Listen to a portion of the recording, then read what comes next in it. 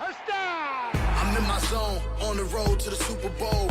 Every game on the schedule crucial, it take a toll. It don't matter if we at home or on the road. You try to tackle, I'll truck a sucker and take it soul. I'm staring at 4th and goal, gotta find an open hole. A linebacker just close a hole where I'm supposed to go.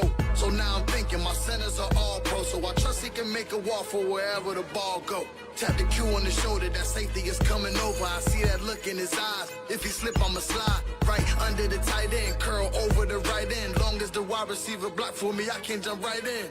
Yeah, there's 5 seconds on the play clock. The crowd was loud, but they stopped. Now it's silent while they watch. The standoff in the red zone. All I see is red home. Watch me get this touchdown and this W and head home.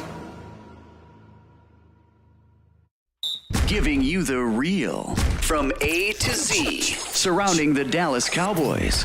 News, updates, rumors, transactions, takes, and more. So strap up, Cowboys Nation, and start your day off with A to Z Sports. Live with Will Steele. 3, 2, 1. Here we go.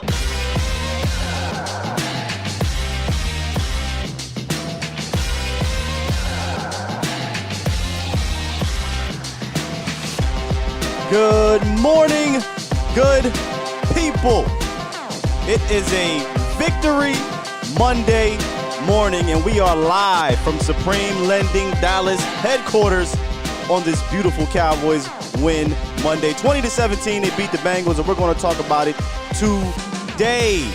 Shout out to everybody joining us live. I appreciate y'all. We're going to have a good show today, man. I got my coffee. How y'all coffee tasting? How your coffee? I got the Supreme Lending. Look, I got the Supreme Sunrise. That's what I got today. Let me. It tastes so much better when you win. It just tastes so much better when you win. How you doing, Cowboys Nation? How you doing, Bomb Squad? Let me get a shout out to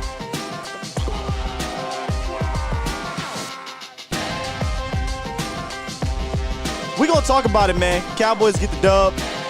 Oh, what a rush. And Brett Maher. Oh, come on, man. Y'all know we got to talk about Brett. Y'all know we got to talk about Cooper Rush. You got to talk about that defense. A lot to get into. You guys can also join the show, of course, as you guys know. The number will be down at the bottom here at the DFW turf ticker, the number 1 artificial turf in the DFW area, 351-999-3787. Get in where you can fit in, because the lines will be very packed today, and we don't want to be here for 5 hours, right? Cowboys Nation show. Get in where you can fit in. But shout out to Supreme Lending for allowing us to be here today. I mean, look at this beautiful mural. I mean, you guys can't even see the whole thing, but this thing is off the chain. Salute to the staff who put this together. You guys have to come in and check this atmosphere out. When I'm done, I kind of low-key want to go play some pool, maybe go play some arcade games over there. It's that kind of Monday, because when you win, you feel good. So let's bring some of that feel-good energy to the show.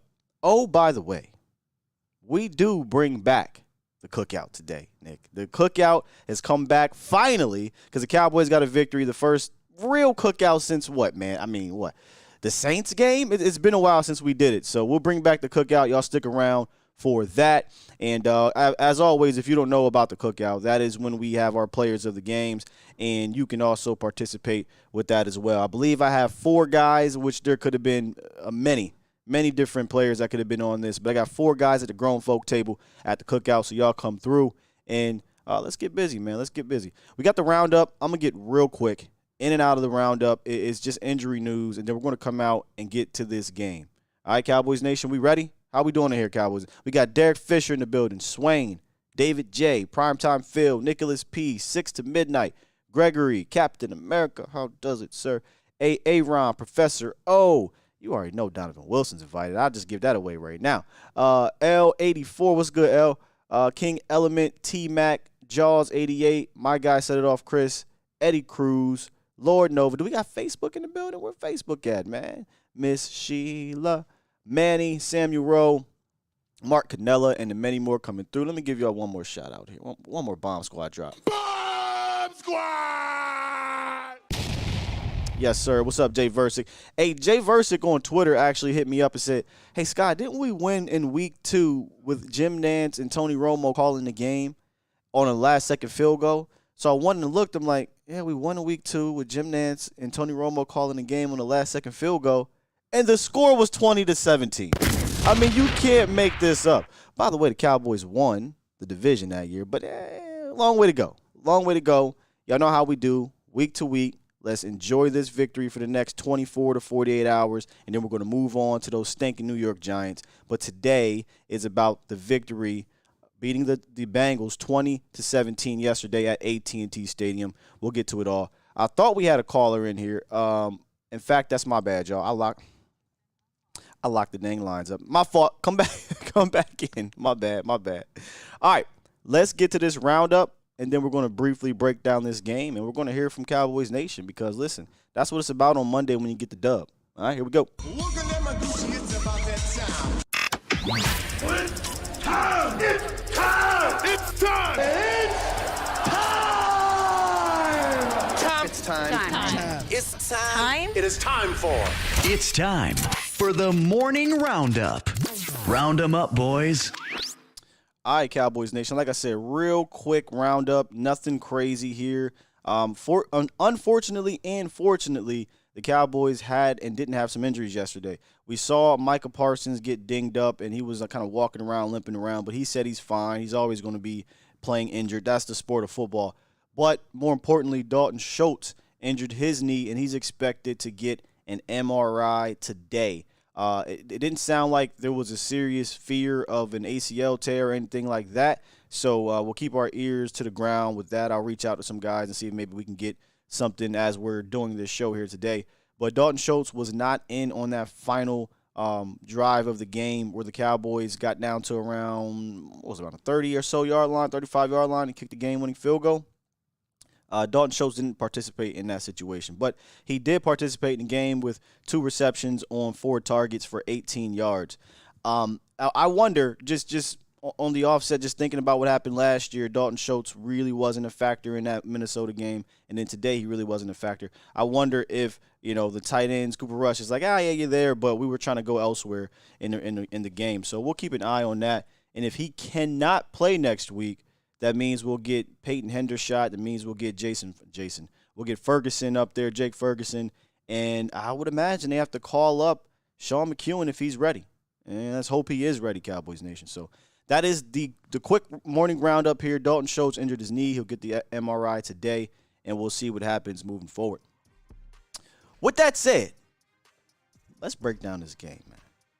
Let's kind of talk about it. We got a couple callers on the line. 920, hold tight. 302, hold tight. Let's start. I'm actually looking here in the box score, and I'd be remiss. Now we could do defense, but we'll do defense a little later. That one gets me a little bit more jazzed up here on the defense side of the ball. But let's start with the offensive side of the ball and how the Cowboys offense came out on fire. I thought that first series was beautiful. It was beautifully executed, called by Kellen Moore, beautifully executed by Cooper Rush, beautifully executed by this offensive line. I went back and wanted to look at the play sheet in that opening drive. They went run, smoke screen, run. Well, incomplete on 4th and 2, but then they say, you know what, we're going to go for it here.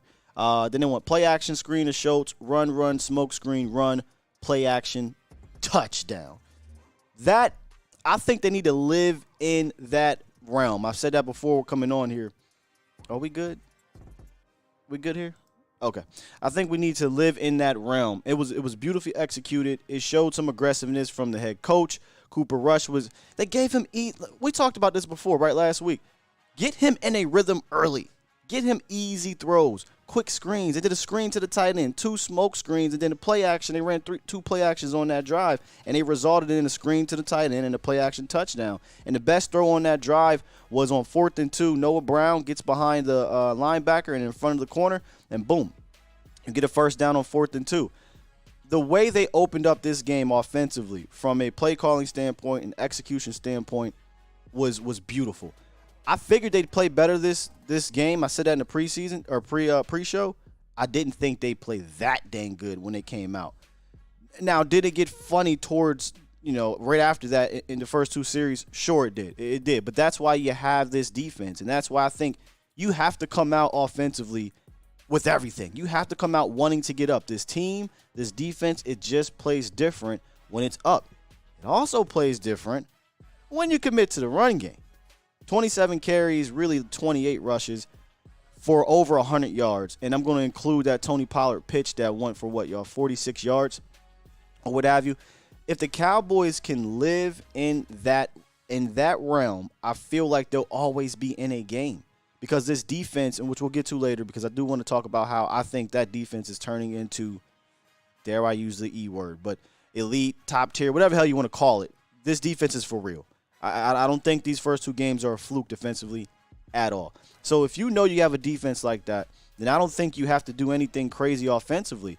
Just continue to stay in that 30, 31 passing attempts, 27 to 35 rushing attempts every game, and just keep it tight and try to pull it off at the end. Or, in my opinion, a game like this could have been blown out the water if we execute a little bit better, after those first two drives. But, hey, it happens. I'm not expecting the offense to take this massive jump with the backup quarterback in there. I'm just not.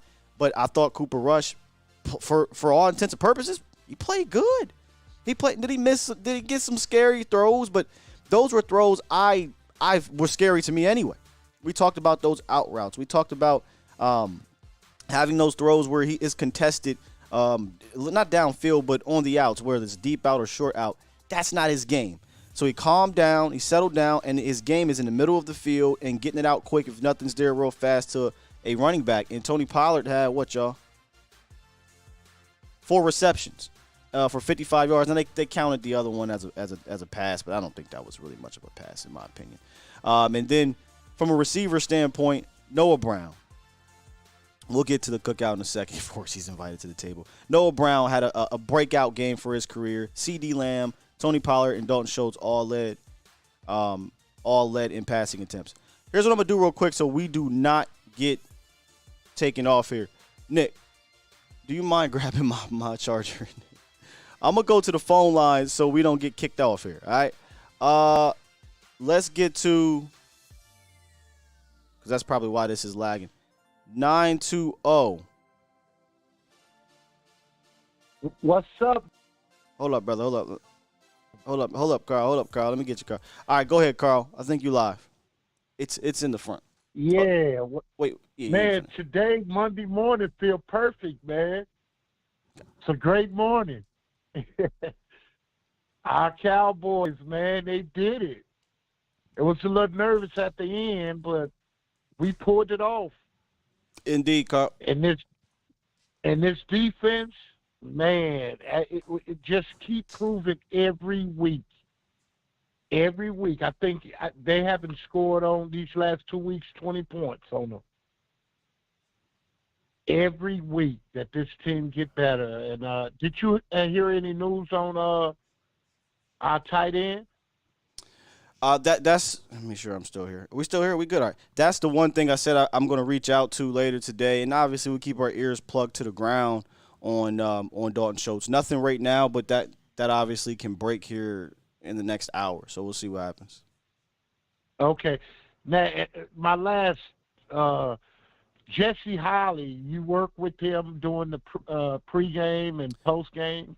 Yeah. So, hey, you got to get him on board, man, because Jesse Holly, man, sometimes I think he a hater of the Cowboys.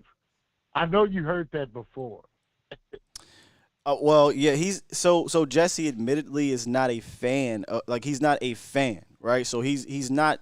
It's not the same with Jesse. Wait a minute, are y'all still muted? No, you're not muted. It's not the same with Jesse and how we feel about it, right? So he's just giving it to you how he sees it from a former player and analyst standpoint, as opposed to being a fan of the team and trying to analyze it or reporting on it. So I kind of got to give him be fair in that sense. So yeah, he's not like us. For me, he's not.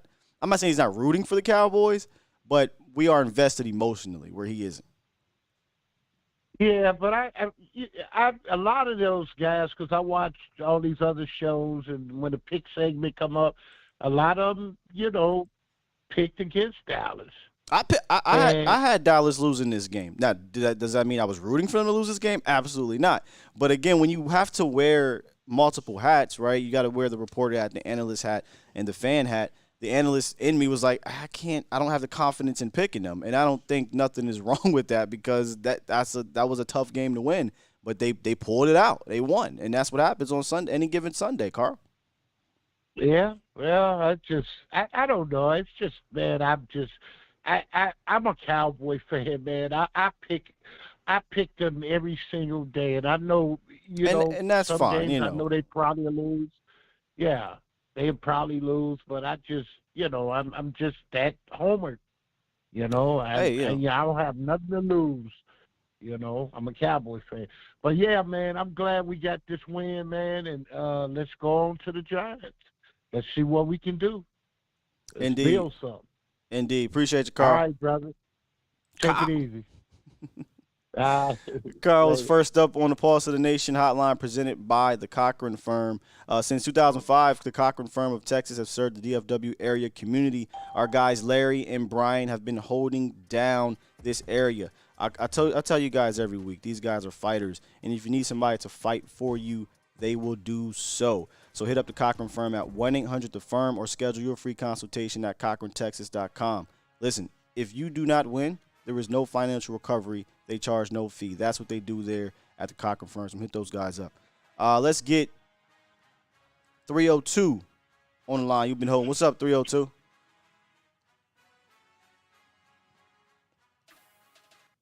Can you hear me? Yes, sir. You are live. Yeah. I just want to say, I think we simplified the offense. One of the things I looked at the Sunday game was that the offensive coordinator was going to play a basic game. We stuck to the run, and shout out to the left side of the offensive line. I don't know who the backup left guard is, but he played. Yeah, Cognac. He played well because we did not see any issues as far as that much pressure in Cooper Rush's face. He got the ball off. I just want to give positive to the offensive coordinator to keep the game simple. Let the defense do what it do, and let the offense capitalize on any mistakes that the Cincinnati Bengals presented. Yeah, I just thought they played fantastic. I said that in the post game, and I also called it in Vacha's show. It was like I have to go back and watch the tape, but I don't recall too much pressure in Cooper Rush's face throughout the game. It was a very clean game from them, and we'll talk about the keys from Friday that we mentioned, and protecting Cooper Rush was one of them. Yeah, man. Like I said, that left guard, the rookie Tyler Smith, him pulling out, leading the run, it was a basic, man. I think with Dak, sometimes we get too creative. Sometimes you got to simplify the offensive game and let the guys play. I wish we got too creative. No, I think I don't know, for whatever reason, they get cute. And I don't think we saw too much cuteness in this game. We wanted them to run the ball at the very least. I was looking upwards of 30-plus, or close to 40, right? But they ran it 27 times. We wanted balance, 27 passes, 27 rushes, 31 passes. That should be the game plan every week. It just should every week. Every week. I just hope I hope, with Dak being out, maybe everyone can kind of just, get back to the basics, man. We don't have to win every game with Dak throwing the ball 40 times a game. Let's just play basic. That's all I wanted to call out, man. That we simplify the game, let the defensive playmakers do what they do, optimistic offensive game plan, and go Cowboys, man. Indeed. Appreciate the call, good brother. No problem. Make sure we good here. All right, let me we are really low-key building this plane while it's in the air out here in these streets. But it's cool. We got this. Here we go. Let me go to the keys from Friday, if y'all don't mind. These aren't keys to the game. They were keys to victory. I felt like this needed to happen if Dallas wanted to walk away with it. And we talked about how you had to protect Rush. And I didn't just mean that literally, although they did that literally. But I felt like you had to lean on this run game. And coming out the gate, they did that. In general, they did that. But coming out the gate, they did that with a ton of runs, productive runs, And they used play action off of it. I can't wait to go look at the actual call sheet here and see how many times they ran play action. But it seemed like they did it more than last week. I don't have the exact numbers, but just on Mondays, it's kind of raw reaction here. It felt like they did it. And then on the defensive side of the ball, I felt like they had to pressure the receivers. And what I mean by coverage pressure is down the field. You can't give them these easy windows because they'll connect. They'll connect. But the only way they'll connect is if they have time up front. And they definitely did not have time up front. You had to dominate the line of scrimmage defensively, and boy, did Dallas do that to the tune of 6 sacks. Haven't even got to that side of the ball, but we'll get to it here in a second. I do want to make sure we kind of focus on the offensive side first, because the offense had to come out like that. I felt like they had to come out and get some scores, get some rhythm early, and not turn this game into a catch-up game. Because if you had to play catch-up, everything changes. It wasn't the case. Dallas was playing ahead, and that's what Dallas does best, in my opinion. They play ahead. Your offense can run the ball more. You can stay more balanced, and your defense can get after the quarterback, and they did that. Feel bad for Joe Burrow. 13 sacks in the last 2 games, but, hey, man, not my problem. Not my problem. James from Cali. Hold up, James. Hold up. My bad, James. There you go. All right, I got you. You doing well? Because I'm excited, man. Oh, man, listen. It's Victory Monday. Everything tastes better when you get the dub. Hey, everything tastes better. Even my Dutch Brothers cup of coffee tastes awesome today.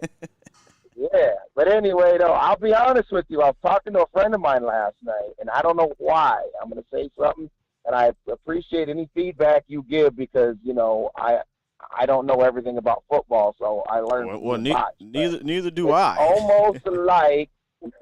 It's almost like this offensive style that Kellen runs seems to suit and fit Cooper Rush better. I don't know if it's just me, but I seem to see he seems to be a little more, I don't know, fluid with it, if you want to say a little bit more what?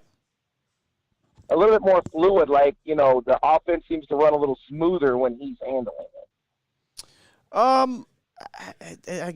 don't know how I can say that just yet after one game. The offense and again, I don't want to. Last year against the Vikings too, so I don't know. Yeah, if we want to talk about the Vikings game, it was going to be kind of what I was going to say here, and I don't want to talk about the negatives of the offense just yet.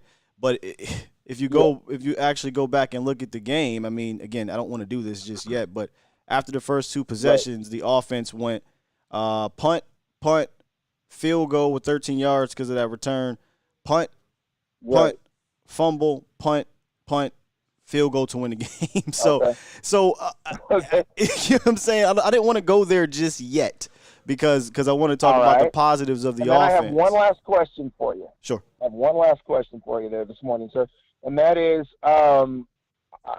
I'm going to be straight up, man. Micah Parsons is nothing but a beast, man. I mean, the way he's getting on it, and then Sam Williams coming in there. I hope he is hopefully now, even if Basham was able to come back, hopefully he's proven now he could be a starter because that dude was flying around too.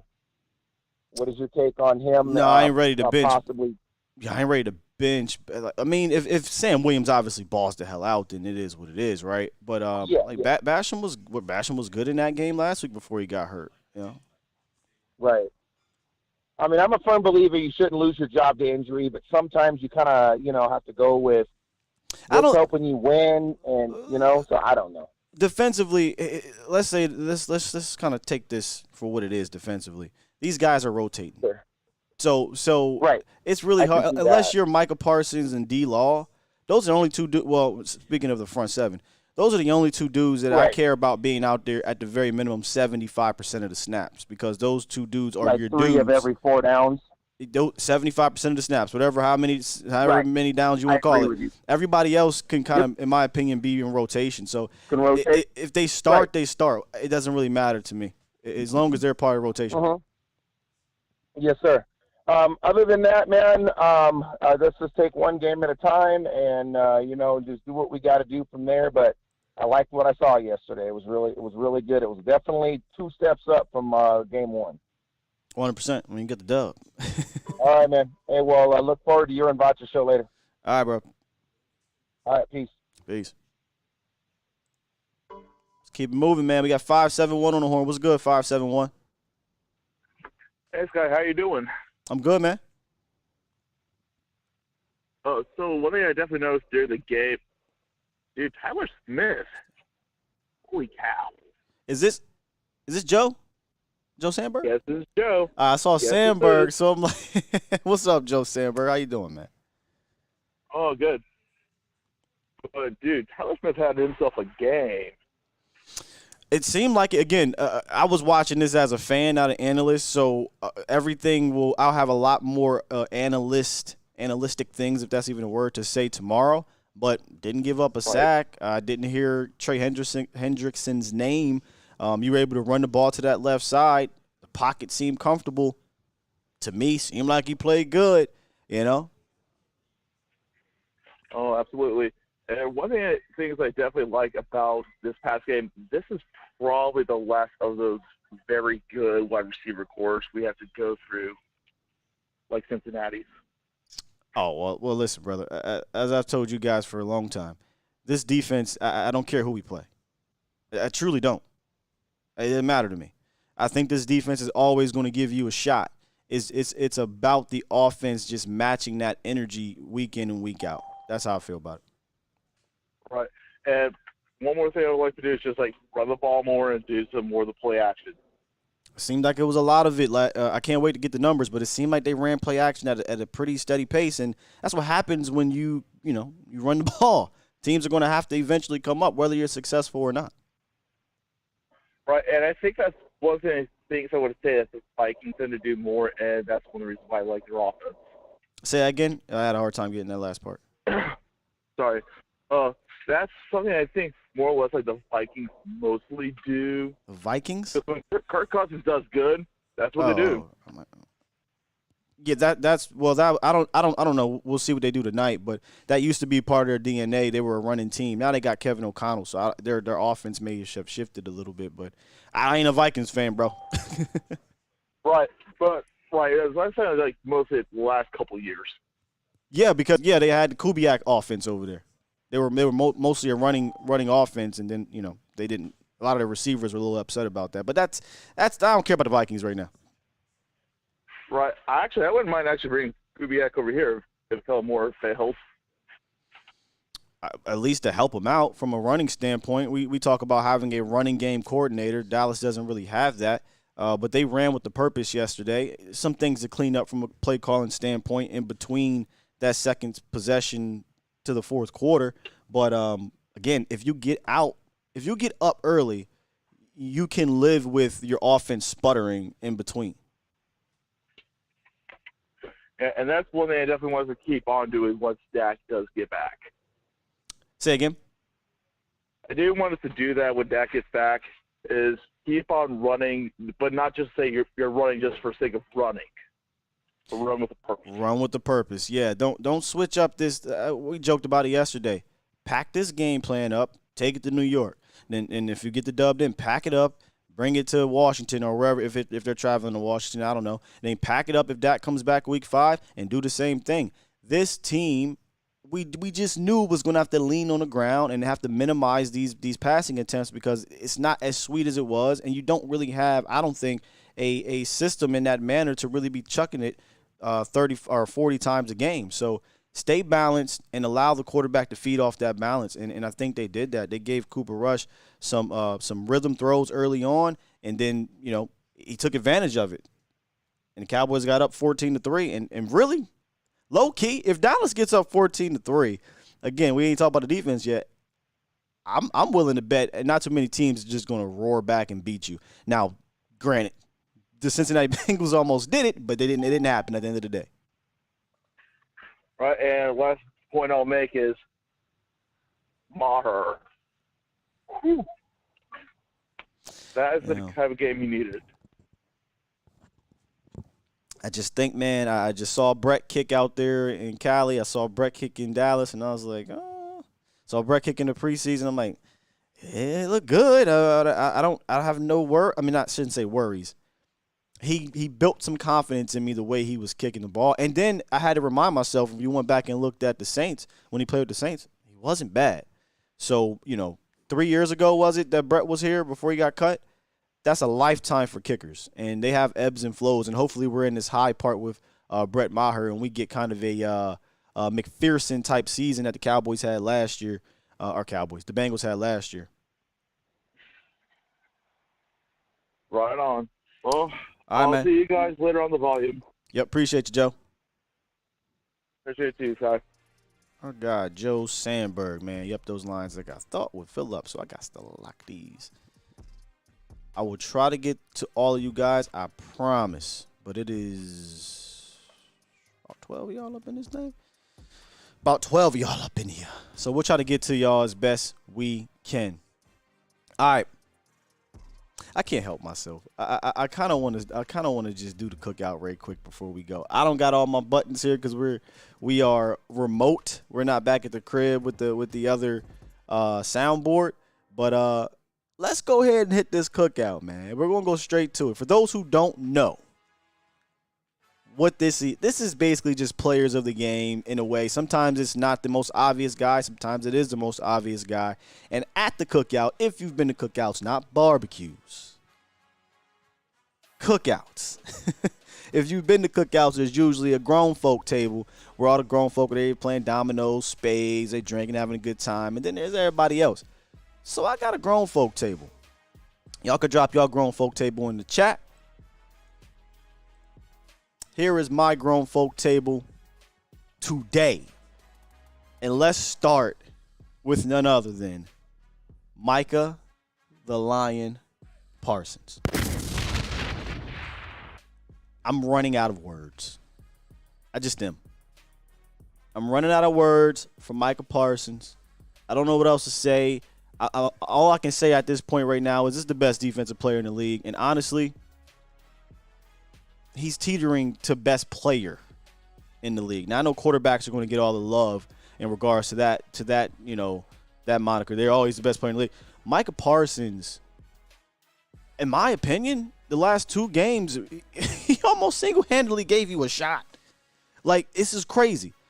You know, he kept you in the game with Tom Brady, and in this game, he absolutely wrecked that offensive line, including La'el Collins and whoever that left tackle was over there. He had 4 tackles, 2 tackles for loss, 2 sacks. I think they checked him down for 10 pressures. Bro, I mean, what do you have, 7 last week or something? I don't know. And then 10 today? If you can continue to get the linebacker play that you got yesterday from LVE and Barr, who both I think had better games this week than last week. Also, the front was nice too. That's why it's not enough seats at the table. I could put so many players at this table. But if you can get that linebacker play, then yeah, bring his ass down. Bring him down more. I mean, last 2 games, it seems like, and again, we can go back and look at the snap count, but it seems like Micah Parsons has rushed from the defensive end position more than he's played the linebacker position. Speaking of rush, Cooper Rush, absolutely. Come on to the grown folk table. You know, I know he doesn't quite fit in here, but he is invited to the cookout. I mean, come on. 19 for 31, 235 and a touchdown. And I think this was on Vosh Show when I said it. I might have said it here. I can't remember. If he can play within himself and they give him opportunities from a passing standpoint in regards to coverage, he can make the throws. Just don't put him in disadvantageous situations, a.k.a. situations where he is at a disadvantage, which is contested throws on the perimeter on outs. That's not his game.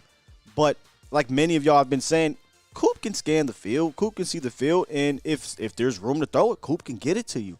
And he did that early on in this game to help Dallas get out to this lead.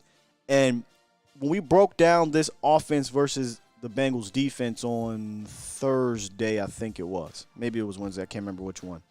And we take a look at the Minnesota game. I said, in the Bengals game, I said, well, how are the Bengals going to play Dallas? If they play Dallas in the shell coverage like all other teams did, then, I don't know, this thing may get a little dicey and a little weird. But if they play Dallas like Minnesota played Dallas and they want to give these wide receivers room, I mean, it's just pretty much about delivering the ball. And they played a ton of man. And if you watch our pregame show, the mouse in the house on the Bengals that me and Jesse picked, they got picked on.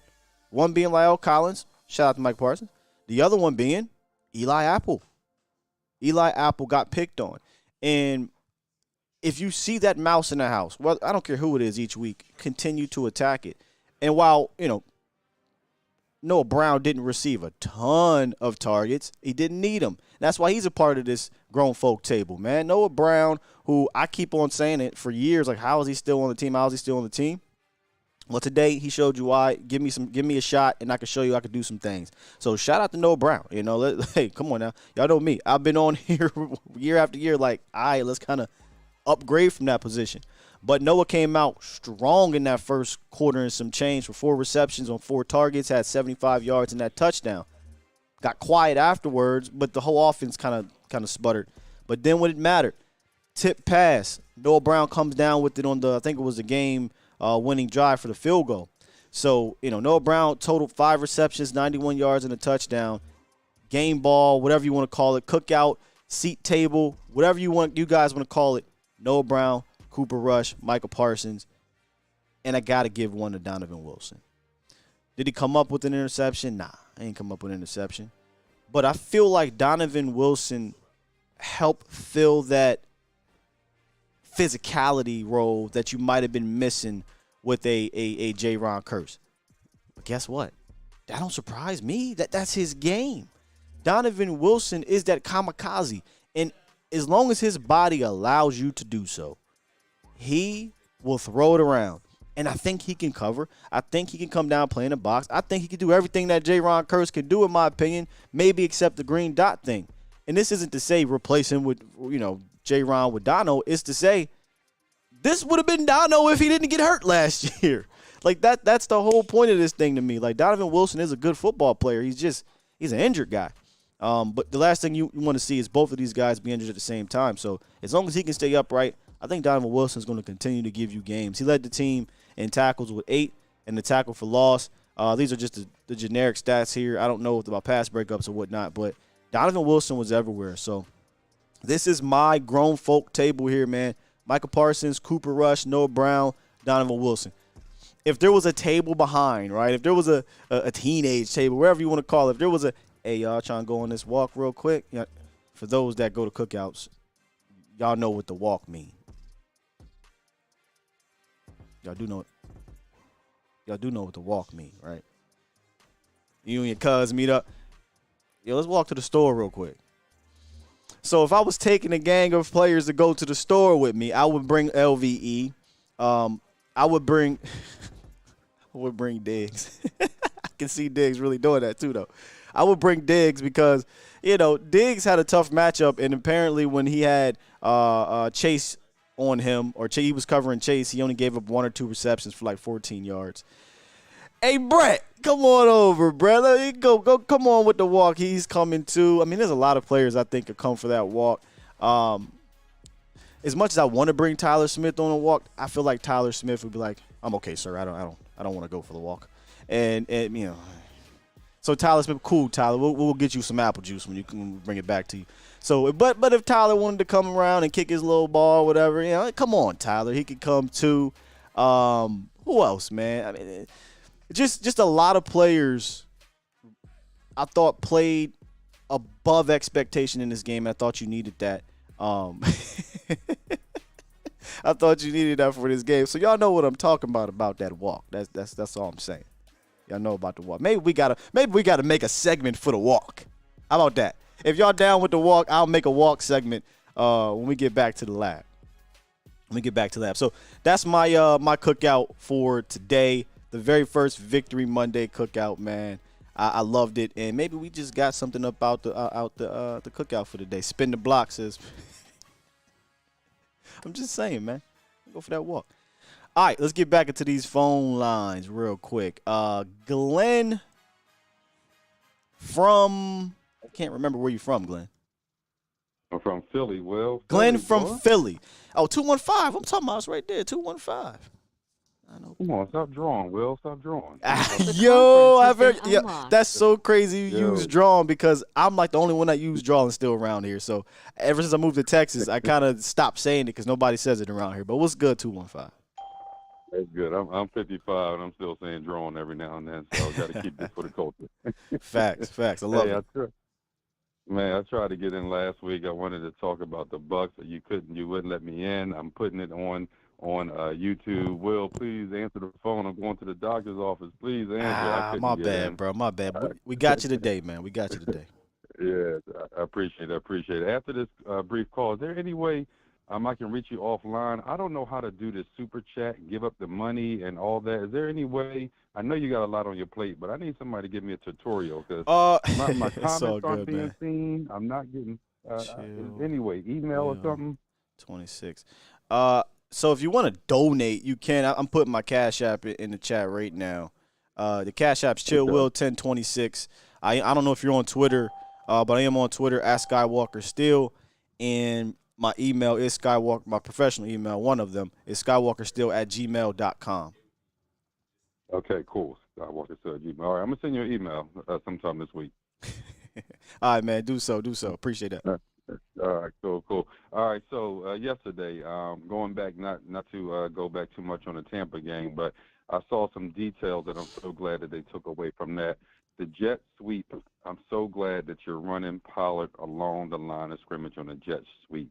We running these long reverses, these 5 yards in the backfield reverses that ain't going to get it. Yeah. So I'm so glad that the young bull offensive coordinator noticed that we need to get that jet sweep down the line to get some yards. I love that. Yeah, I think they ran that on. They ran a jet sweep. I think on the second or third play to Tony Pollard on I want to say 2nd and 7, and he got 7 yards for the first down. Yeah. Because not keep going back to last week. They was just doing too much stuff behind the line of scrimmage. Their wide receiver outs. They was catching it 4 yards behind the line of scrimmage. The trick plays, all that. So I'm just glad they made those adjustments. I'm so glad. But I really want to talk about Parson and Quinn. Okay. I'm texting my homies. I'm putting it on Law feed. I was putting it on Vach feed. I would love for Quinn to drop Parsons in that slant gap a little bit early in the game where you're not wearing him out rushing. Because when you know it's 3rd and short, 3rd and 5, 3rd and 4, or 3rd and long, the slant is coming. I would put Parson over to the strong wide receiver, the number 1 wide receiver side, fake his rush, and drop him back just a little bit, just to relieve him. What you think about that? Glenn, I got to disagree with you on that one. I don't got my Undertaker drop, but if I had it, I would drop it on you. No way. If it's anywhere 3rd and medium, Micah Parsons, sir, put on the jetpack and go get the quarterback. Just go get the quarterback. So Go ahead. My rebuttal to that is he was worn out. He could not rush on those last 2 plays, that the touchdown and the 2-point conversion. He was gassed. So all I'm saying is, in the second quarter, first quarter, he doesn't have to rush every 3rd down if he's going to be gassed at the end of the game when we needed him to rush. Is it because it's early in the season and he doesn't have his win yet? I'm just concerned late in games. I need that shutout sack. Y'all can't see me, or you can't see me right now, but I'm doing that Magic Johnson face where he goes, I'm looking at you. I'm sorry, bro. I'm looking at you. I got you on the iPad. You got me eyes up. Bro, I'm sorry. I'm sending Micah. I'm just sending my. You know what helps Micah Parsons not get winded like that? Going 3 for 10 on 3rd down. True. Or offense. That's what helps. You know what I'm saying? So he got winded because that series was a 20-play series. They converted 2 4th downs. They had a couple, not pass interferences, but I think it was late hits or whatever on that drive, maybe a late hit or something. So you just got to get off the field, and some of those weren't really Micah's fault. Just unbelievable catches by Chase on tight window throws, or a 4th down conversion, or a 3rd and long. It was weird, but I'm not going to blame Micah for taking a breather on that one. Yeah, no, I'm not saying it's Micah's fault. I'm just saying that. So all right. So we won't agree on that. How can Quinn draw up pressure from other individuals to help out Micah in those situations? Well, sir. Well, let's go look at the box score here. If I'm not mistaken, Dante Fowler came away with a strip sack fumble. Dorrance Armstrong came away with 2 sacks. Now, Micah did help get LVE his sack, but he got a sack. if it's one thing that I know Quinn can do is he can put these guys in situations to where they can, succeed. And I think he did that yesterday. And I know Micah just blew it up. If 11's out there, you got a chance. But I saw Dante Fowler do good things. I saw Dorrance do good things. And if you have a suspect offensive line, I think those guys can take advantage of it. So I trust Quinn. That's one thing I do trust is Dan Quinn. Okay. No, I love what the linebackers did. I love what the D. I'm not being critical of the D. I'm just talking about details and situation. Sure. And I just would like to see corner come up behind. And another thing that I think is wearing Mike out. I saw a lot of him. Yeah, okay. I saw him going up the middle and pushing that line back, opening up other lanes. And he's a small dude. He's strong, but he's small. And I just saw him do that a lot yesterday, and I think that took some of his strength. Bro, I'm not going to keep you with things about that. This is how spoiled we are with Micah Parsons. We think 6'3", 250 pounds is small. Mm-hmm. Right, but when you're going up against 350 on that line all day, and he's smoking them dudes. He's a strong line. He's strong, but when he goes up that middle. If you know, he was pushing that nose guard. I'm talking about the ones when he wasn't rushing on the end. He was coming up and pushing them guys back 2-3 yards. That's a part of the game. That's the part of the game is to get that pressure there so somebody can loop around, et cetera, et cetera. That's just a responsibility on that drive, bro. Like, Micah should be the least of your worries, bro. Okay, I agree. All right, I'm just saying. I just want to see I just want to see maybe a safety cornerback blitz throughout this season. But, hey, I appreciate what you guys are doing. Once again, God bless. Stay strong, and I'm going to get on this donation. Appreciate you, bro. Thanks so much for that, too, by the way. All right, thank you. Well, peace. Still trying to figure out these buttons on this new situation here. But, yeah, I'm not for resting Micah unless he needs to be rested. In that 20-play series, he needed to be rested. It is what it is. You don't normally see that happen often, but it happened. I don't think it'll happen too much. So let me get to this next caller. We got 903 in the building. What's good, 903? Doing good, man. How are you? It's Victory Monday, and my coffee tastes great. That's right. It's Victory Monday. Well, I'm calling from Supreme Lending Dallas headquarters. Great show. First-time caller. Really enjoy the conversation. I am trying to figure out if it is finally time that we can say that Tony Pollard is the better running back. Well, one thing Dallas Cowboys fans will do is they'll look at the grass is greener on the other side. I'm a big Tony Pollard fan. You're not going to get an argument with me that Tony Pollard, if you put the ball in his hands more often than not, good things will happen. I think both, but I'm going to continue to say what I've been saying for the last year and some change, maybe 2 years and some change. Tony Pollard and Ezekiel Elliott together are better than they are apart. Zeke didn't have the strongest of games yesterday, but I think you still needed some of those Zeke carries to pound the Bengals on the ground. Now, I disagree with how they used him in a couple of those tosses and pitches. That's not his game. If you're going to toss it and pitch it, give it to Tony Pollard. This is very much a thunder and lightning situation. But, hey, man, I'm a Tony Pollard fan in the sense of his game, so I'm not going to be mad at you if you believe that. I just think together they're better than they are separately. Totally agree. And I've been paying attention to what the coach staff has been saying, which is, hey, Zeke's our guy and he's a better blocker. But the explosiveness and the speed from that Pollard offers that Zeke just doesn't have anymore. Yeah. I think now we should be looking at packages that they were running a little bit yesterday. I saw some examples of where they're both on the field, and maybe you use Zeke to open up some holes and let Pollard do his thing. Yeah. A lot more 21 personnel. I mean, listen, we've been screaming for that for the last since Tony Pollard was drafted. Get both of these guys on the field at the same time and do some cool things out of it. And they got a first down out of it on the very first possession of the game when they had Tony Pollard come in motion, handed it off, and he gets 7 yards, first down, move the chains. Do more of those things with both of them incorporated, and I think you'll have more success. 27 rushes. Now Tony Pollard didn't get a lot of rushes, but he got, I think, 10, and I'm going to include that pitch they considered a pass. That's bullcrap. That's a toss. He had 10 carries essentially for like 80-something yards. Zeke had 15 carries for 53 along of 11. But I think when you combine those guys, you got, 25 carries for over 100-something yards, and both of them had 10-plus yard carries in that game.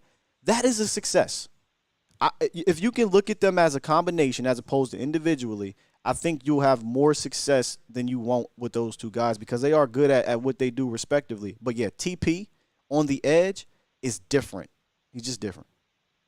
Yeah, I totally agree, and don't get me wrong, I'm a Zeke dude. I love that man, and I ain't trying to kick him to the curb.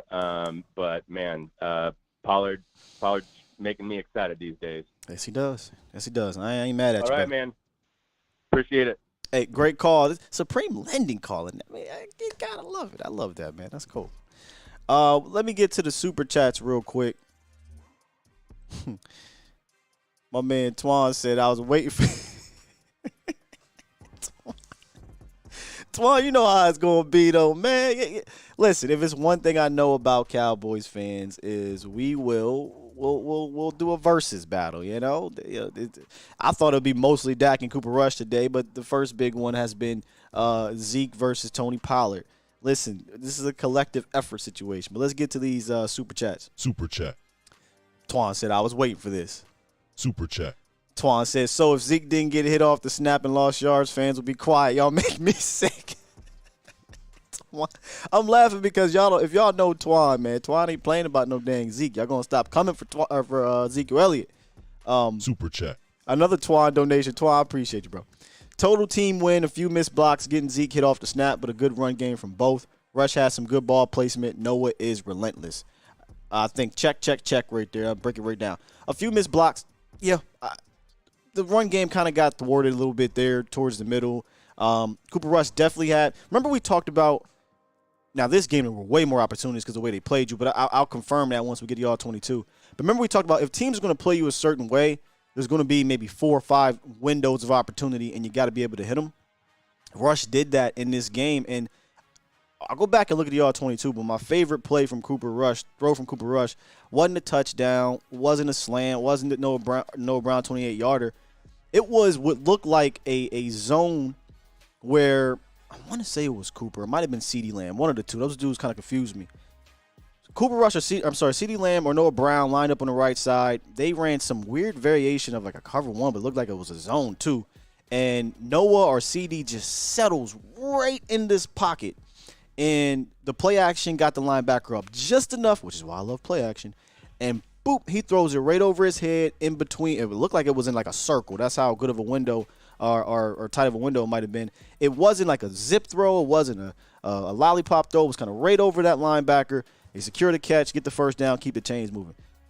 Now, I'll confirm it once we go back and look at the film, but I think that might have been my favorite play, throw, whatever, of Cooper Rush on the night right there. 6 to midnight. Super chat. Whoever said it's not whether you win or lose, but how you play the game, they a damn liar. It's 6 to midnight. Whoever said it's not whether you win or lose, well, it's all about winning or losing, right? Yeah, and that is it for right now, if I'm not mistaken. Let me make sure. No, Toxic came through with one. Super chat. Stephen Jones is not invited to the cookout. Sorry. That will never happen. That would never, ever happen. All right, man, let's get back to these phone lines. Y'all let me close them back up now. Oh, we be here forever. All right. 100 grand. Long time no speak. What's good, 100 grand? I'm good, my guy. I'm good, man. That was a good win. We still got our reservations on. I don't know if this is Kevin Moore / Mike McCarthy last yesterday. You killed me with the Kevin Moore.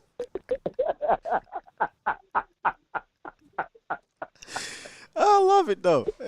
Kevin Moore. We got what's somebody else called Stephen Jones, Stephanie Jones. Y'all, wow, man. What's up?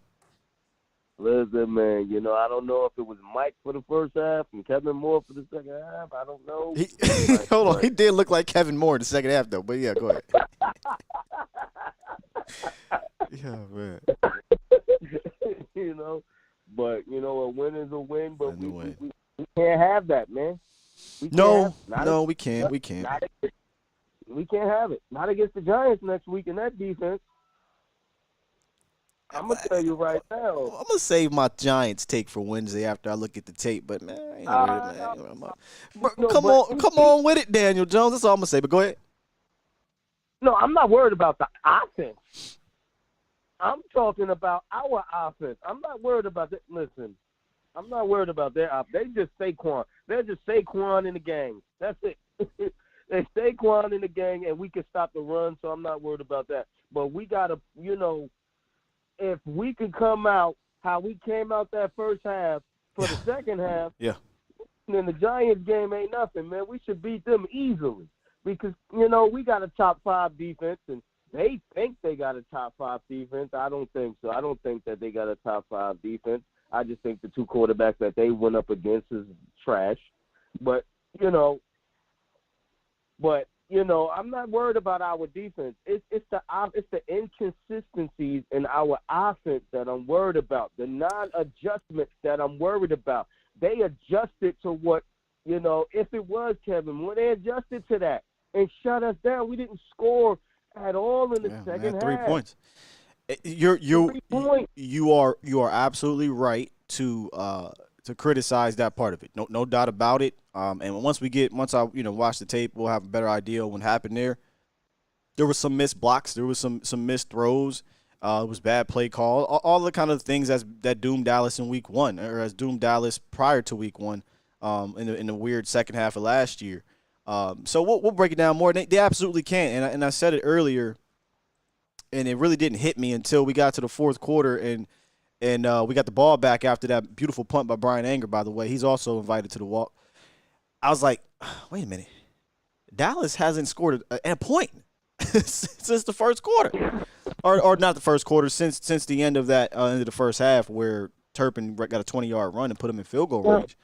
And then when you go back and you look at the series, it's not fun after that second. It's punt, field goal where they got 13 yards, punt, fumble, punt, and then field goals to end the game. You're right. You can't do that. You cannot do that consistently. Now, granted, what people are going to say is the Bengals went on a long drive and they had the ball for like 8 minutes and we didn't have the ball pretty much, in the fourth quarter. Sure. So what? So that don't mean anything. When he came out the first half, in the third quarter, when he came out with that pass, I think it was CD, the first play of the third quarter, and then all you did was do a little pitch run, pass again. I said, what happened to the run we did in the first half? And that's always now you want to come out and pass the ball? That's kind of always been our criticism of Kellen, right? Is go back to doing the things that worked. And it's like, I bet that worked. We done. So, again, I got to go back and look at it. I told you yesterday I'm watching it from a fan standpoint, not necessarily from an analytical standpoint fully. Maybe it's like a 25% analytical standpoint, 75% fan, whereas just have a successful play. I'm not really looking at kind of the flow of it. But we're now back in the analytic, headset here. And once I look at the tape again, we'll see what went wrong in that second half. For the Cowboys. Now, we can't say penalties, right? We can't blame it on penalties because they only had 5 penalties. No. And we only had 5. And most of them was on defense. So we'll see what happens. But you're right. We got to get in a better flow in the second half. You got to applaud the offense for that. And Tyler Smith, boy. Yeah. I was wrong. A conversation we might have tomorrow is, what do we do in that situation? I'm still leaning towards what we talked about coming into the year, but you have to be encouraged with his play. And obviously, we're going to break that down a little bit more, man. But look, Honey Grant, I appreciate the call, good brother. Go ahead. Give Terrence still some credit. These past 2 games, he's been solid. I listen. I've always felt it was so weird when I heard my guy Broadus like, yeah, man, I'm worried about the right tackle. In my head, I'm like, huh? He was solid at right tackle last year. He was solid. I mean, week 1, he had his hiccups with the penalties, but from a play standpoint, I mean, he had way more positive plays than negative. And then yesterday, again, I didn't watch the tape just yet, but I didn't hear his name called one time. I didn't see too much pressure coming from that Didn't side hear his name. one time. So Nope. that's a good thing. Nope. That's a great thing, man. But go Cowboys, man, and we got these Giants, man. Let's go. Indeed, indeed. I don't think I will ever get tired of hearing him call him Kevin Moore. Kevin Moore. Oh, man. Hilarious. Hey, shout out to the chat. Shout out to the callers. I normally would find a specific comment or what have you in regards to our fan focus comment, but we're going to do the fan focus comment of the day coming from the chat and coming from the phones. Y'all been excellent. And that is brought to you by Boston Scientific. Did you know that diabetes, heart disease, and prostate cancer procedures can contribute to ED? Many men aren't aware of this or they fall. Many men aren't aware of this or all of the treatment options that our board-certified urologists can offer. Understand your options and learn where you can find an ED specialist in your area. Visit edcure.org for the facts and to find a urologist that can offer treatments when others do not work. That is edcure.org, sponsored by Boston Scientific. We got about 600 plus people in the building. Shout out to y'all. Not sure why Facebook ain't working today, but maybe we'll see what we can get going over there. Appreciate you, Professor O, for getting the snap counts going. I think he's dropping some of the snap counts. Barr has 61 snaps, 87%. All right, Danny's talking about college receivers. Yeah, Colin, it's Jalen Tolbert. Maybe that's something we'll dive into a little bit more tomorrow, because today is all about the reaction. He says Jalen Tolbert still inactive, semi-invisible, holding on to James Washington, looking for more understandable. Not sure what you mean by understandable, but yeah, Tolbert just is going to come along slow, it looks like. Semi, I got to, again, how many snaps? I don't have it up here on Twitter, but go ahead and tell me how many snaps did Semi get. But Semi had that full start, and I wonder if he kind of just went invisible from there. Dennis Houston is just not a factor at all in this game. Granted, he did get a holding penalty called by Eli Apple, but it was mostly Noah Brown and CeeDee Lamb that held it down yesterday. And, again, once you get back James, who I still want to get back, and Gallup, we've always felt that, CeeDee Lamb, James Washington, Michael Gallup should be enough from a passing standpoint to keep you afloat and keep you in competition when you got to throw the rock. The rest is just going to be dependent on if you're scheming it up right that game, if your quarterback's on that game, if your line is on that game, if the running game is on that game, and you can go from there. But I think it's clear as day. This team needs to live in that 30, 35 at max pass attempt realm and 25 to 35 runs every week. Be stubborn about it, because this isn't the same offense, and it won't be the same offense. And it is fair to be critical of 3 points after the second drive of the game and not really getting into the red zone or the really it's inside the 30 or 40-yard line, except one other time. And what happened when that happened? Fumbled. And that drive, you just felt like something was going to happen. You had Ezekiel Elliott fumbles the ball, but he scoops it back up. Cooper Rush had a interception. Thank goodness my man dropped it, because that would have been a pick six. And then Dalton Schultz, I think Dalton might even fumble before he fumbled or something weird. But Dalton Schultz finally fumbles, and they recover it, and we go to that drive. I tweeted about it. I said, man, Dallas is playing with fire here, man. And it kind of burnt them. And I didn't like how the energy of the game was going anymore. So I'm like, I need the defense to make a stand. But it really didn't happen. So let's get back to these phone lines. We got lots of callers, man.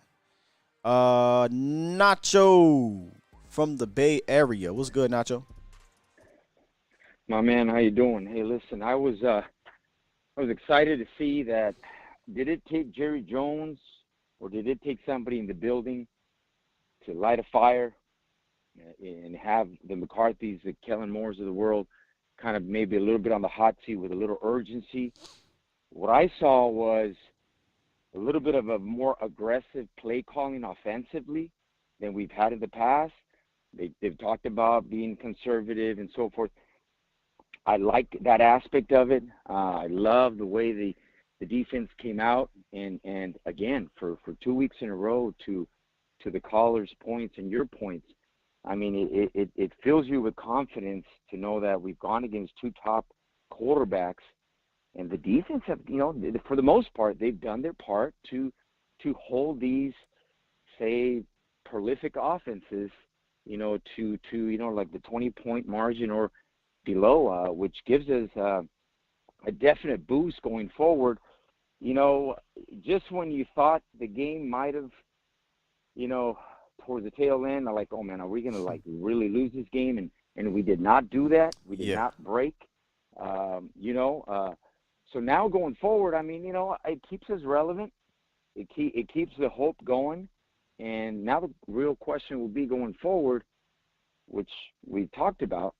Okay, what is Kellen Moore and McCarthy in that offensive room going to do? Are we going to realize that we need to run the football, control the clock, play action, allow our defense to play downhill until Dak eventually comes back? And then lastly, I'll leave you with, of course, everybody's all excited about, Cooper Rush. That's great. Outstanding. He did an outstanding job. He got us a W, right? At the end of the day, this is Dak's football team. And when he comes back, maybe we make that run if there's any sense of hope for the remainder of the season. All right, Nacho. Appreciate you, man. My man. Thank you. Yes, Thank sir. you. Bye-bye. Yeah, when you get – by the time Dak comes back, you would imagine Peters will be in. You would imagine James Washington will be back. Michael Gallup will be back. This will be a better team from a talent standpoint, from a personnel standpoint. And I think you can get back to that trajectory where I thought they were before the season was a playoff team. Now, anything other than that is another far stretch.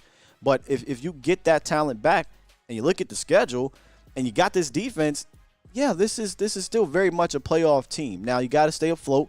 Coop got the dub. Cowboys get the dub yesterday. I think they got a good shot here against Washington and against New York. If you get those wins, hell, we might see Dak back at Washington if you listen to Stephen Jones. We'll see about all that. I don't know, man. Rest that hand, especially if you're playing well.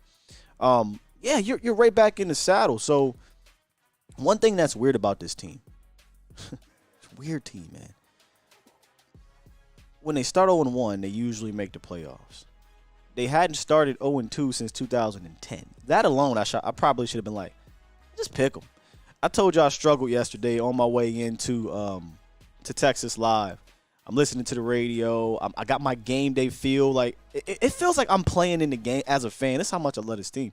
I feel like I'm playing in the game, and I got the nervous, and I get down to Arlington, and I see the stadium, and I see the fans walking in, and I just get so jazzed up, and I'm like, yo, I'm picking them. I'm a surprise, Jesse. I'm going to pick them. Then we get to breaking down the game, and I just couldn't stick with my gut, and I went with my head. I even joked about it and said my mind's telling me no, but my body was really telling me yes, and I just didn't have it in me, man, to go with it. But I should have, just off of statistically, and they normally don't go down 0-2. But damn it, I'm so excited that they did not go down 0-2 because they're still in this fight. 0-2 almost certainly takes you out. You're not down and out, right? Teams have come back, but it ain't a good start if you go 0-2. It ain't a good chance that you make the playoffs, even with this schedule. So they needed to get it done somehow, some way, and that's kind of how I still figure this needs to be the next few weeks. Get it done somehow, some way while you're figuring out who you are. Jesse said yesterday, this needs to be who they are. I agree. This needs to be who they are. Balanced offense, lean on your defense, complement your defense, mirror your defense, and Kellen, don't get too trigger happy with the stick. All right, don't get too trigger happy. All right, let's get to the rest of these callers. 720. What up, though? What's up, man? This is Steve from Denver. How you doing? I'm good, Steve from Denver. Well, I just wanted to touch on a couple things. By all means. Positive. I mean, it's Positivity Monday, right? So, I mean, 5 penalties, man, that's good. That's real good. That's for a Dallas Cowboy team that had 24 penalties the last 2 times they suited up in a real game. I'll take it. I will take it all day. And I mean, you can correct me if I'm wrong, but at least 2 of those were, I mean, we are giving them points off of those penalties. One on a punt, we're supposed to get the ball back. and we blew it on that one. Yeah, the 4th and 4, somebody lined up off sides. They said D-Law, but then they kind of had confusion about that. I don't know who it was. I didn't even know D-Law played on punt. Yeah, me neither. But, I mean, they were big penalties, but so I don't even think the game should have even been that close. Honestly, we were giving it to them a little bit. Yeah, I think that was just a good game. It was a good game. I think if there was more, if the offense didn't sputter in that middle there, I think this is a blowout. I truly do believe that. I feel like you win this game by double-digit points. But it sputtered, and one thing about Joe Burrow, and we said this in pregame, we said this in last week's keys to the game, no matter how many times you hit him, you sack him, you're not going to rattle him. He's still going to drop back, throw it. He doesn't really care, and he's going to give you a shot, and that's what happened. We sacked him 6 times, and the Bengals still tied it up 17-17. So the best way to put more pressure on him, not just literally but from a psychological standpoint, is to keep scoring. So I felt like if Dallas kept scoring, I don't care if it was field goals, right? They could have kicked 3 more field goals. It would have been 26 to 9. It would have been way out of reach for them. It'd been out of reach because they wouldn't have been able to just dink their way down the field. They would have had to get a little bit more aggressive because time would have been on the Cowboys side then. And correct me if I'm wrong, but I mean, did Kellen Moore start throwing it more in the second half? Could he just not help himself? And I'll have to watch the game again too. But my dad was like, he just can't help himself. I gotta go look at the comfortable lead, and then he starts throwing it around. I'm not sure. Just off of my just kind of initial remembering, it didn't seem like he threw it around a bunch. But again, I think it was still kind of even. I got to go look at the numbers. But I think what happened was, there was some, I think, bad play calls in regards to pitching it to Zeke. He kind of got behind the sticks a few times. And then, Cooper Rush is not going to play perfect all game. He's going to look like a backup from time to time. And he kind of got in this weird situation. I think a lot of us were tweeting, okay, we got to settle Cooper Rush down now. I feel like he's on the verge of throwing these guys an interception. He had one where if Eli Apple, whoever the hell it was, if he catches it, he's hitting his head on the goalpost. He had another across the middle that, thank God, the guy dropped it. And then he had another, like a third down one where he was short, kind of dirt balled it. So he kind of started getting unsettled. I don't think he lost his confidence. He just kind of got in a little bit of a rut. And then when you finally do get a little something going and you got a nice little pass to Dalton Schultz fumbles the ball. So the offense just he fumbles the ball, man. Fumbles the ball. So I got to go look brutal. and see what the ratio was. But, I mean, chat, y'all let me know. It didn't feel like – I'm not talking about the ratio, my bad, Big Sarge, for the whole game. But in that second half, it didn't feel like it was a lopsided ratio, obviously, until you had to start passing the last 2 possessions to try to win the game. Right, that's fair. And I'd like to say, I mean, Farnock, I don't know how to pronounce his name, but, man, he did pretty all right. Same with Biotish. I seen Biotish coming around that corner, pulling from the center. I think it was on one of those pitches to Pollard that he broke off. And, man, him and Tyler Smith on that side aren't looking too bad. If they're doing this good until Jason Peters comes, what's Jason Peters' role when he comes in? All right, forget it. I ain't going to save it for tomorrow. I would still move him inside. Move Tyler Smith inside? Yes. And that's not an easy – I don't say this easily.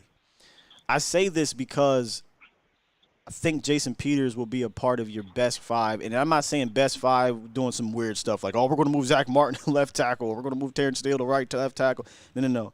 Just your best 5 with the most simple move. 1 down. Somewhere where Tyler Smith had been practicing all offseason and playing in the preseason next to a veteran like a Jason Peters.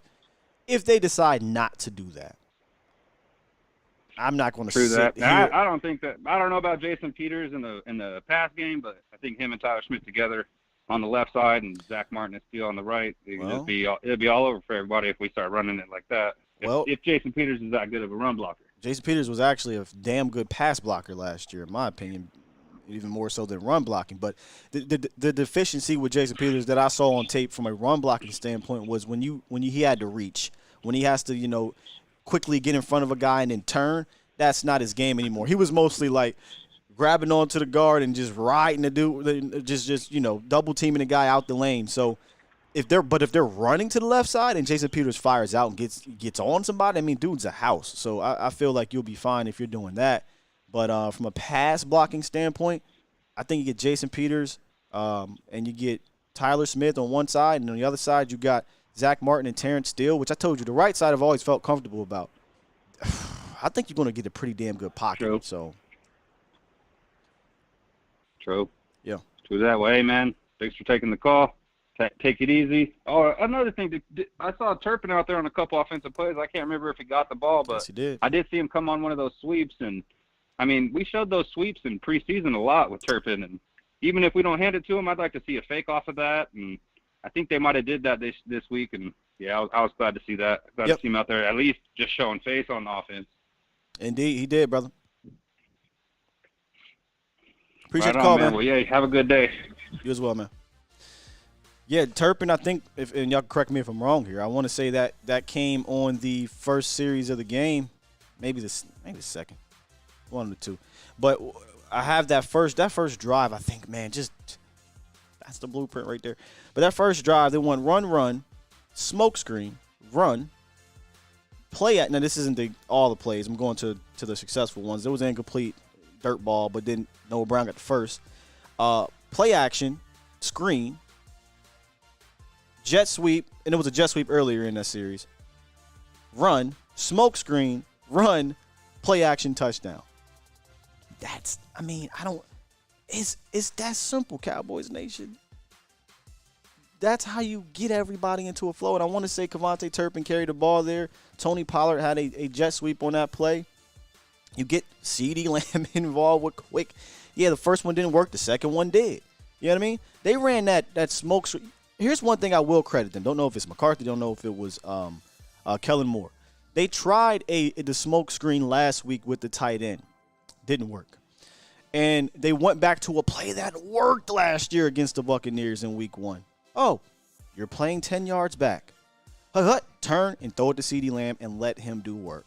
So, just what we call it that last week. Keep it simple, stupid. Kiss method. Keep it simple, stupid. Maybe McCarthy. I do have to maybe give credit to McCarthy. McCarthy came out and said, yeah, we're going to focus on this play sheet. I think you can see they focused on that play sheet. Did you see a razzle-dazzle double reverse? Did you see a wildcat formation?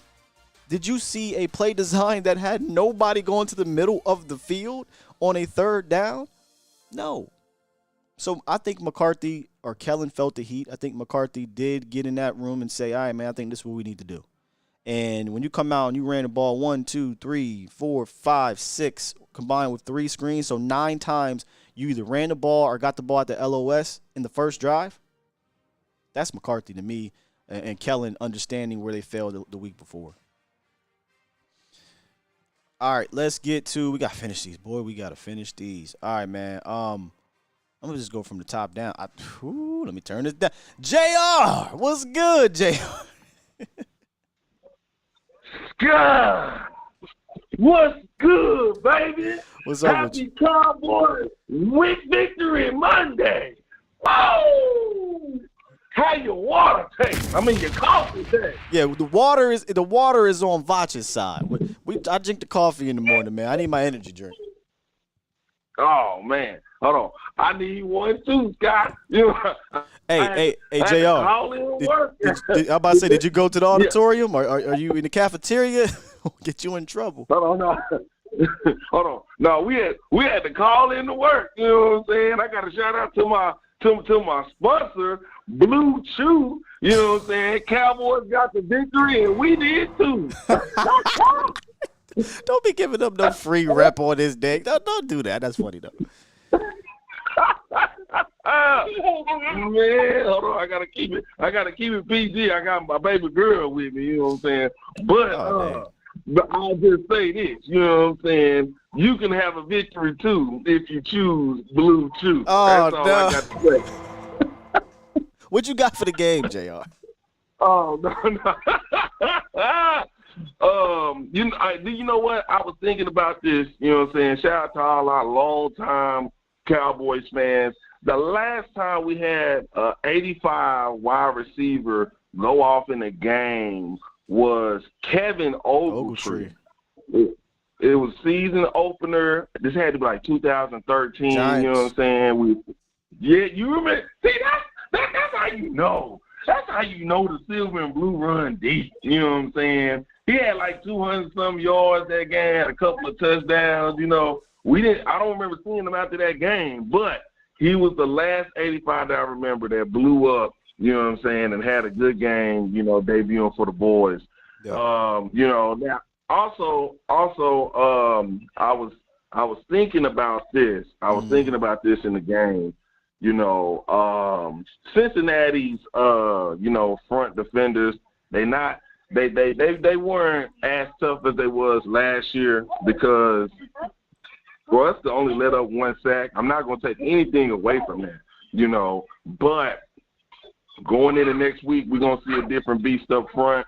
It's going to be a real test for us, you know. But I gotta give my hats off, you know what I'm saying, to the offensive line. Yeah. Because had the offensive line been any less than what they were, this game would have ended in a loss for us, you know. So I got no penalties the entire game. Yeah, that's well, I'm about to throw a flag on you because baby girl in the background like, Daddy, get off the phone, Daddy. Man, hey, you know what I'm saying? I'm on down, man, you know. But it's all good. Hey, I love y'all, man. Y'all keep it going. Hit that like button. Shout out to Professor O, you know what I'm saying? Hit that subscribe because this is the place to be. A to Z. Scott, take it to the top, baby. Love you. Yes, sir. My guy, JR, getting cussed out by the baby in the background. Gotta love it. Gotta love it. Y'all killing it, man. We live here at Supreme Lending Dallas headquarters. Just a beautiful facility, guys. I can't wait till I'm done here. Going to check it out a little bit more, chat it up with the folks here, the beautiful folks here. I mean, look at the mural. I wish y'all could see a little bit more. It's a beautiful mural, man. And right up here, CD Lamb, it says A to Z Sports Dallas. So they showed us some love, man. Let's give a shout. Let's drop some flames for the artists who did this beautiful mural here back here at Supreme Lending Dallas's headquarters, man. Give them a shout out here. We got a few more callers. Listen, on Victory Monday, we can do some OT, goddamn. We can do some OT. We heading to OT territory, so let's go ahead and do that. My guy from Reading, what's good, man? You doing? I'm good. Victory Monday, how you feeling?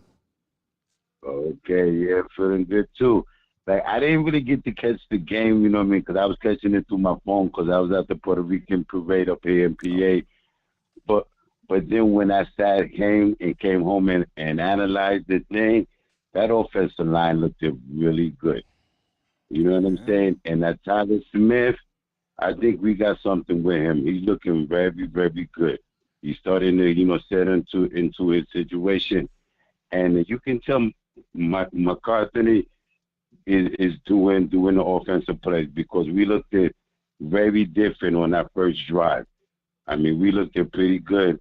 Like you said, there was a couple situations, like where I think Kellen Moore had to adjust in the second half because 17 points ain't going to get us a victory. No. All the time. Not all the time. But again, it'll give you a fighting chance.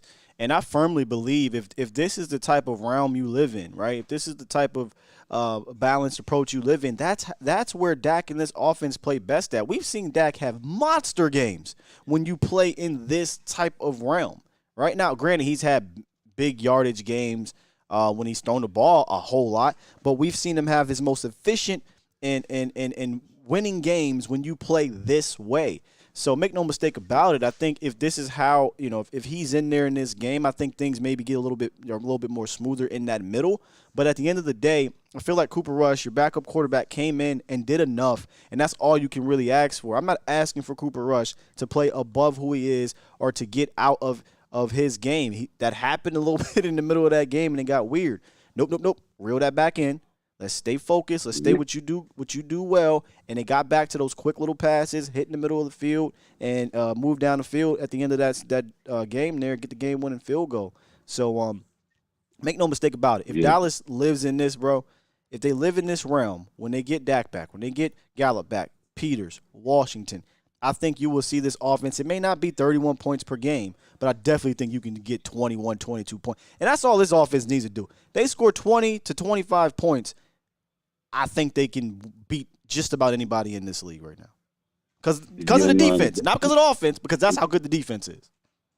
Exactly. Yeah, because that's what I was going to say. Because, like you said, as long as we can get enough points, because the defense is, they carry. And another thing, and what you said about number 6, whoa, he is laying some wood. Donovan Wilson, yes, sir. I like the way he's bringing that physicality in the middle. That he's letting you know you're going to catch the ball, but when you catch the ball, I'm going to make sure you remember me.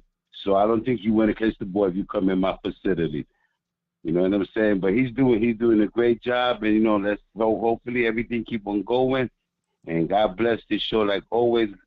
God skills, you know how the way you do, and God bless you and the family, and let's keep it moving. Thank you, brother. God bless Cowboy Nation. Indeed, appreciate you.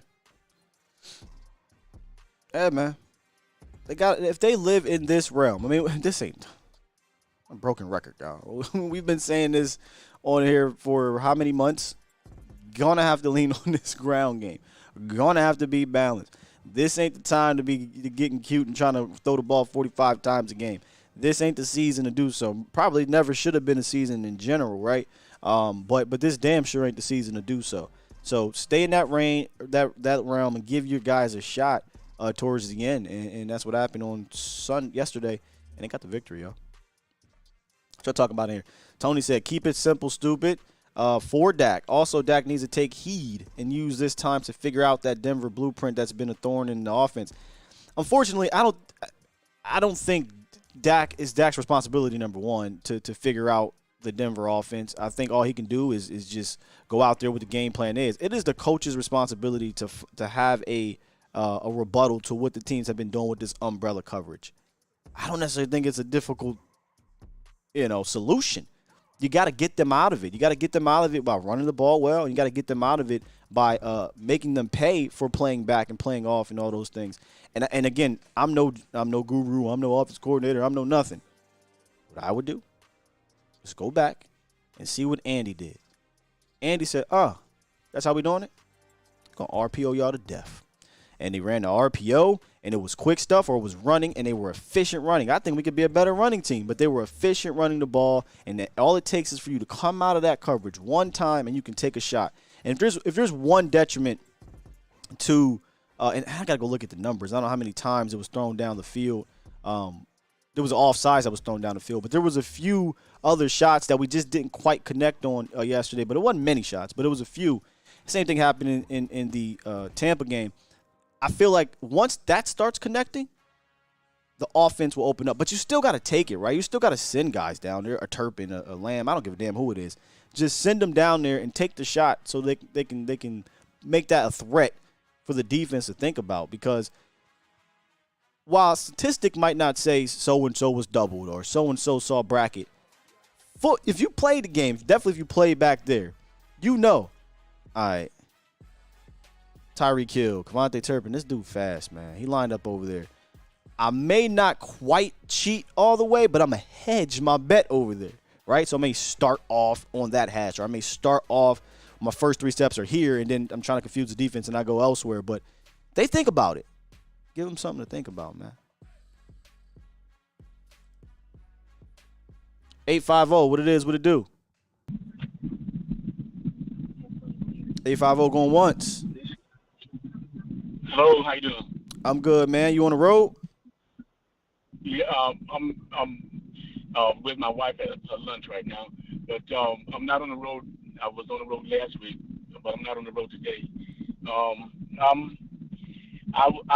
I ate crow this morning because I wasn't expecting Cooper Rush to do great as he did. I was happy with the way the play calling was in the first quarter. When Kellen Moore was getting too cute in the fourth quarter, and the tight end Dalton Schultz, he almost gave the game away. And but our defense played great. If we could have done the same, if we could have done what we did in this game against Tampa, we could have gave Tampa a better game. And so this is the recipe for success. And And I think this is what the coaching staff need to do the rest of the season in every game. Not Kellen Moore, he gets too cute and I guess he thinks he's still at Boise State University or something, because this is big boy football. Every team has great players, even the sorry teams, and he need to get it together, because he's going to cause us to lose games that we should win. We got a tough game coming up on next Monday against the New York football speaking Giants, which they are our rivals and everything, and they're going to give us a hard time because they got Saquon Barkley from Penn State, and they're going to give us a hard time. Bring it. But, yeah, we'll get to them later in the week. But, yeah, man, sometimes I feel like there needs to be like a mental button. You know how we got all these buttons on my board here that Mike McCarthy hits that you know, anytime Kellen Moore wants to get weird, he go, nope. Go back to what was, we not running no double, triple reverse. No. Not no pitch on 2nd and 2, 8 yards behind line of scrimmage. No. I feel like Mike McCarthy needs to kind of get into his ear and settle Kellen back down, because he's a quarterback at heart, as Jesse said yesterday, and I think he kind of likes to lean into that a little bit more. I totally agree with you. I talked to Boss Cowboy yesterday. We had the conversation as I called this show, and I spoke blessings upon him and everything, and I told him how happy I was because it was my birthday this week. Happy birthday, man! And thank you, brother. And that was a great birthday present for me, because I love my Dallas Cowboys. Win or lose or draw, I love my Cowboys, but I was happy about that and everything. And my baby son sent me a present this week. He sent me a statue of Roger Staubach and some football cards with Tony Dorsett and Emmitt Smith, and that was one of the best birthday presents I could give my son. I was happy, and I'm happy for the win, because that was another present. So yeah, hopefully Dallas Cowboys can do something great. I had it all wrong. I ate crow because I had predicted that the Cowboys were going to be better than my Florida State Seminoles, which, in a sense, Florida State Seminoles are playing great football, and the Cowboys are playing average football. So there you have it, bro. I'm going to speak blessings to you. Thank you. Skywalker, keep up the great content, my friend. God bless you, and I'm supporting you, bro. Thank you, sir. I appreciate your support, man, and good luck to your Florida State Seminoles. God bless you, bro. Take care. God bless. Go Dallas Cowboys. Yes, sir. Go Cowboys. Cowboys. That's my son said. I wish I should post my son's video from a couple years ago for y'all to see, man. It was hilarious. Oh, I'm talking to the chat, man. Appreciate the call, bro. Apologies if I hung up on you there, but let's get to the supers. Good. God, man, I got buttons on when I'm doing this remote. It's crazy. We got some supers I didn't get to. Super chat. Earlier, Charlie G, appreciate you for the donation. He says, play calling was still terrible. They knew certain spots where Dallas was running. Kellen's still doing the dumb crap. He ran the same 4 times, run scheme.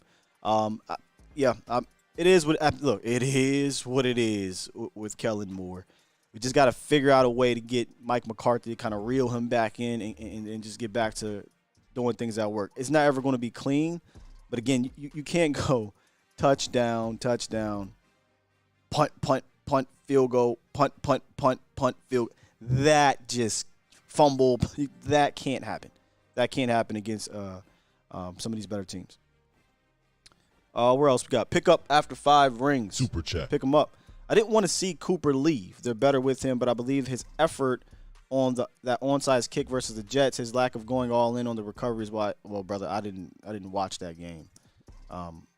His effort on the onside kick. Why is Cooper in? I mean, I guess you do put your hands team on.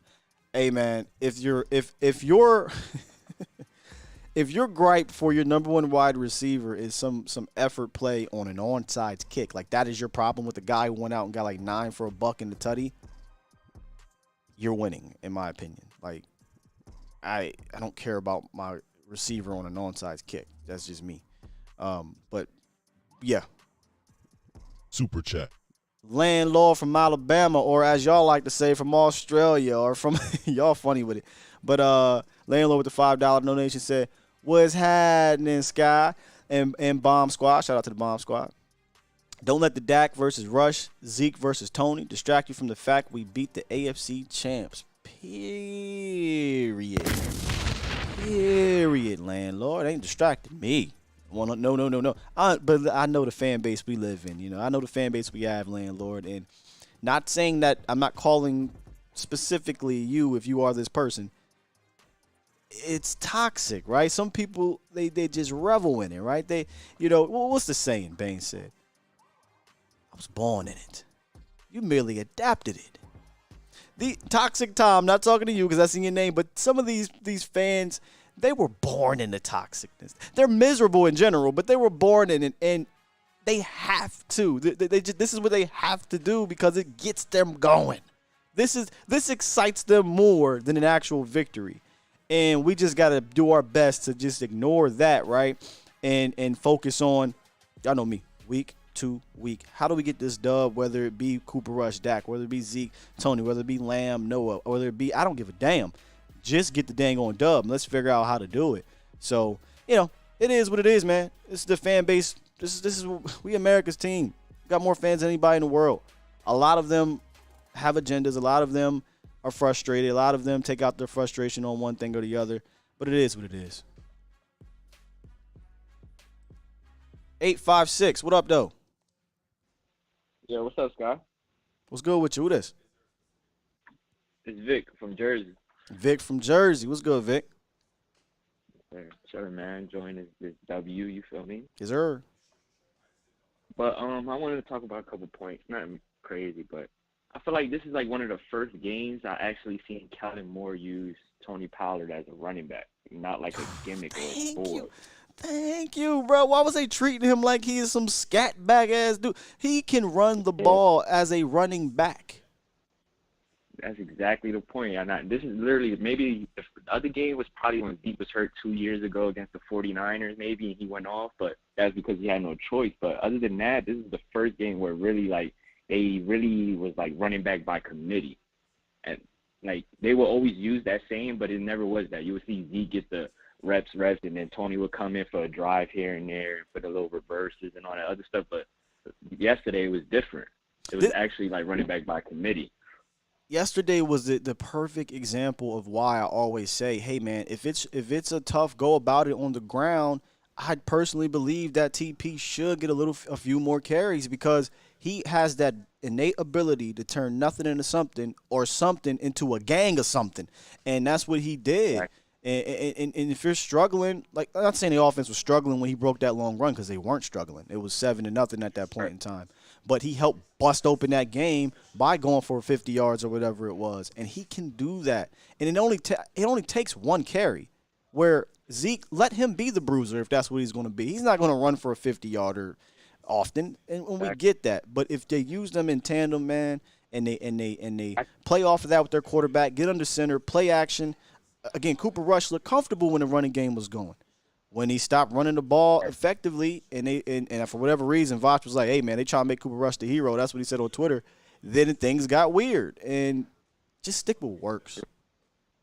That's true. I think, like yesterday, but I always thought, like, maybe we should have an offense how, like, the Steelers had Jerome Bettis and Willie Parker at the time, or Willie Parker was the better running back than Jerome Bettis at the time. And he was the one doing all the work, but Jerome was the Hall of Famer. Jerome was the one doing that work at the end and closing the games out. This is like the same backfield that we have now, like, in a sense. If I'm not mistaken, y'all can go check it. I'll go check it while I'm on the phone.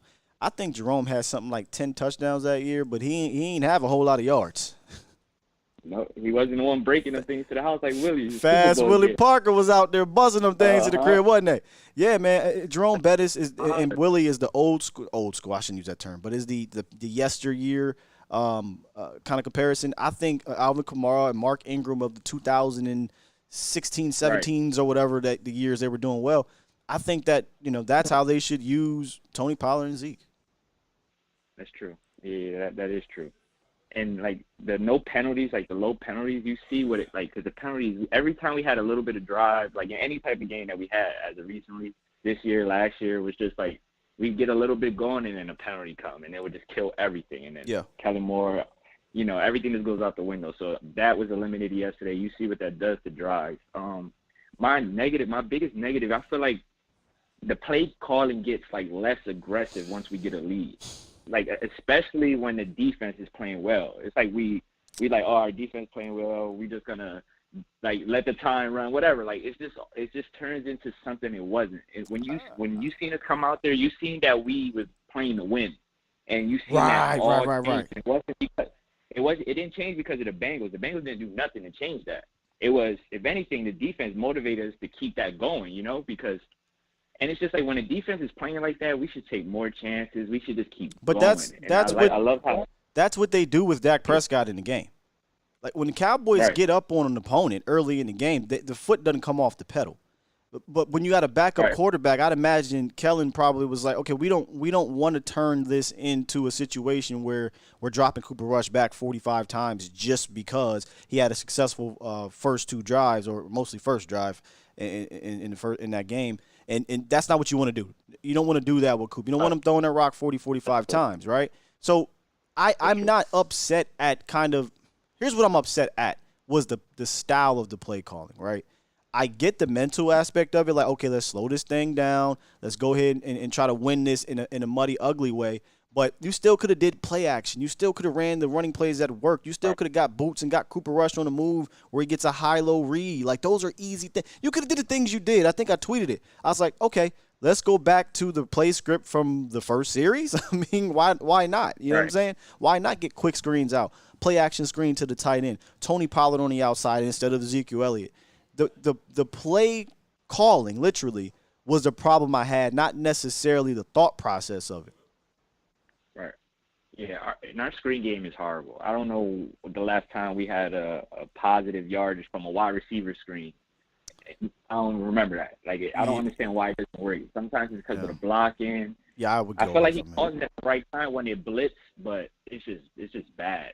It's just bad. And I just got a question, and I'm off. Yep. Is it time to have a convo for Parsons full-time rusher? Like, I understand he's special. It's everywhere.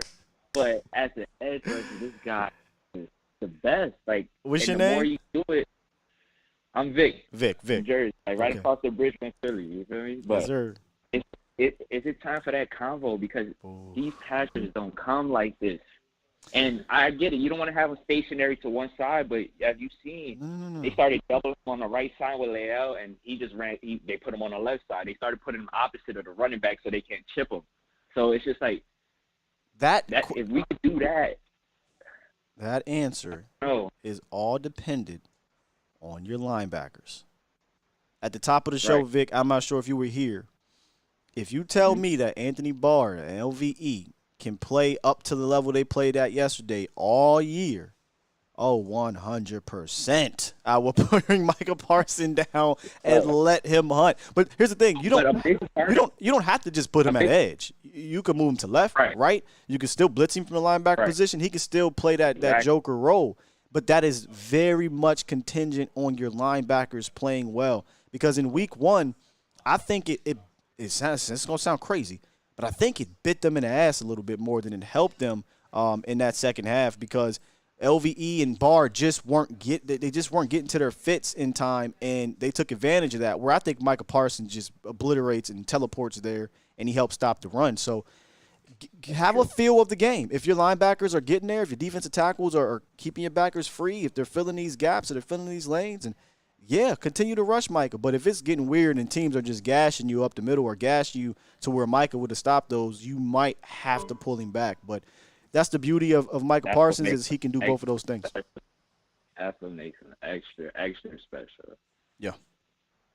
And God bless that line, man. Keep him healthy, And indeed, God bless the Cowboys. Shout out to Sky, man. Go Cowboys all day. You heard? Yes, sir. Appreciate you, man. All right, bro.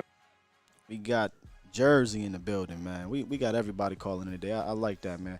We're going to finish this thing up with Reek. I heard Reek's call yesterday on Vosh Lombardi's post-game show. What's up, Reek? Yeah, what's going on, Sky? Cowboy Nation stand up. Victory Monday. Mr. My thing is, what's your thing today, Rick? Well, the thing is for today is,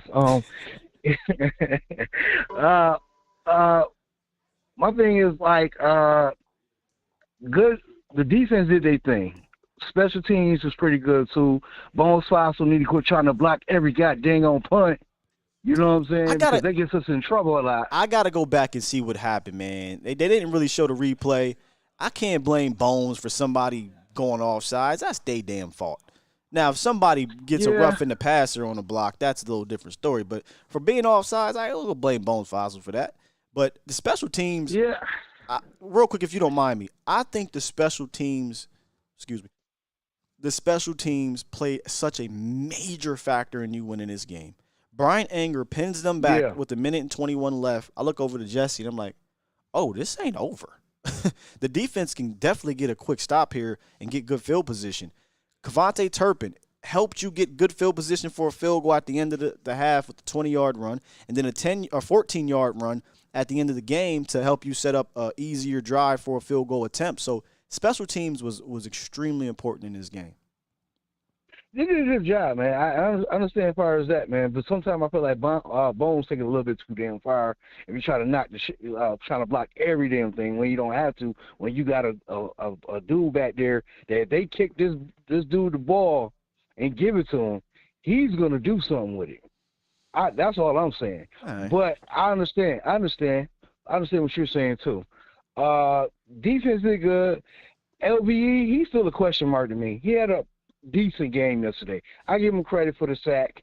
That was a good coverage sack. But my thing is That was this Micah. too. Micah pushed him right into Huh? LVE. Micah pushed who was it? Burrow right into LVE, and LVE was like, "Thank you, I'll take this." Yeah, you know what I mean? Because I think a lot of teams is going to take what happened in that first. What was that first? When Burrow threw it to the running back, and LVE went out there to go tackle that dude, and he went Ole. Sure. That's a problem. That's a problem. But My thing is like, I know we're trying to find the Go ahead. negatives in LV. LV had a good game, point blank period. But he had a decent game to me. He had okay. Okay. He had a good game, man. I'm just saying. But if we're talking about that aspect of it, that was one of the things we talked about going into the game. If you can find a way to get one-on-one from a passing department with LVE and a running back, that's always going to be your advantage for most linebackers, to be honest, but especially for LVE. Mhm. But guess what? We didn't allow them to get there, right?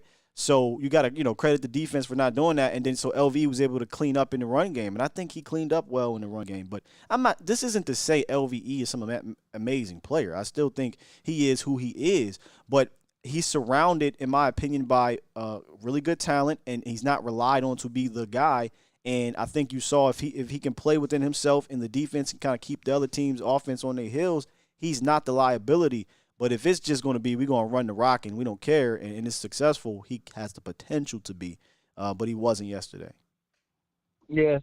Barr looked pretty damn good yesterday too. He looked better than week He one. looked pretty good.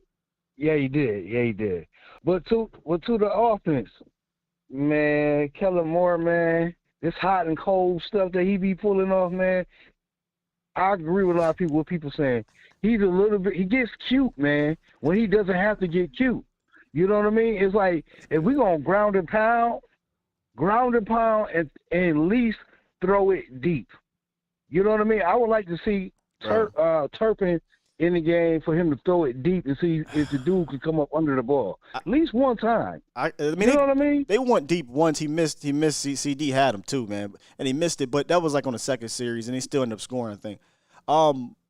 I can't wait to go look at this from the bird's eye view. I feel like if they would have did what you said, if they would just leaned in a little bit more on this in the play action game, Eli Apple was ripe for the taking for a deep ball, man. He was ripe for the taking. I don't care if it was Turpin. I don't care if it was Lamb. I don't care if it was Noah, whoever the hell it was, or an over route. Oh, my God, we saw a beautiful over route, by the way, and it was a great throw by Cooper Rush. These guys were vulnerable in the back end because they refused to do the blueprint that had been working on the Cowboys. They stayed in a lot of man, if I'm not mistaken, and boy, did we take advantage of it. And if that's going to be the case, play action is your best friend. And we didn't get too many play action deep balls, but I still think they did enough early in the game to put you in position. But we just got to clean a few things up. Yeah, man, because I rather, me personally, I feel like we get in more trouble when we come from up under, when we not under center more than we in shotgun. Sure. That's when I feel like Kelly Moore is getting too damn cute.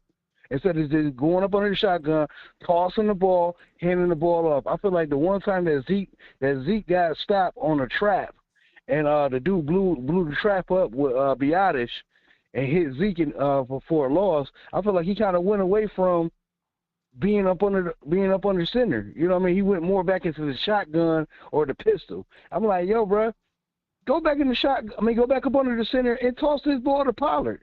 Get his dude a sweep. Let him get sweeps and stuff like that, man. Like, let's be more aggressive than letting the defense off the damn hook with dumb ass overthrows to Zeke in the flat. You know what I'm saying? Because I don't blame Kellen Moore for the tight end fumbling. That was on him. He got the ball and he fumbled. You know what I mean? Indeed. But that's all I got to say, Cowboy Nation. That was a good, tough win. Let's keep it going, man. Let's keep it going. I'm all for it. Let's keep it going. Peace. Needed that, man. Shout out to Reek ending the phone calls here. The Pulse of the Nation hotlines presented by the Cochran Firm. Appreciate y'all. We got through all the callers. I couldn't keep it open all day, or this would have been we'd be here longer. Let's just say that. So I thank y'all for calling in. I thank y'all for the donations. We about to get to the chat. I just dropped the comment in there. Let's end this great Victory Monday with the chat. What y'all got question-wise as we head out of here? Let me go find and make sure I'm not missing any more supers. I think we're good. I did miss one. Shout out to DCB for life. For life with the super chat. Super chat. He says, Victory Monday. What's up, Cowboys Nation? DCB for life. Appreciate you for the donation, good brother. Man, it just feels good to do a Victory Monday and not like what we did yesterday, man. Y'all know how this week is going to roll. We'll do the leftovers tomorrow after we watch some film. And then Wednesday, Thursday, we'll start prepping for the Giants. But let's see what y'all got in here. Sky, what's your one thing? Somebody had a fantastic drop in here. What'd you say?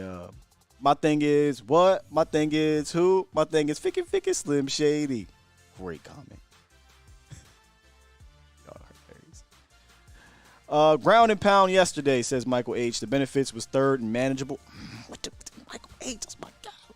Since he couldn't pin their ears back in third and long, and that was a difference. Michael H., you know, we was talking about it all last week. If you had to get in third and manageable, live with third and manageable in this game. The last thing you want to do is get in third and long all game and have them pin their ears back, and they didn't do it, so I'm with you on that one. Let's see.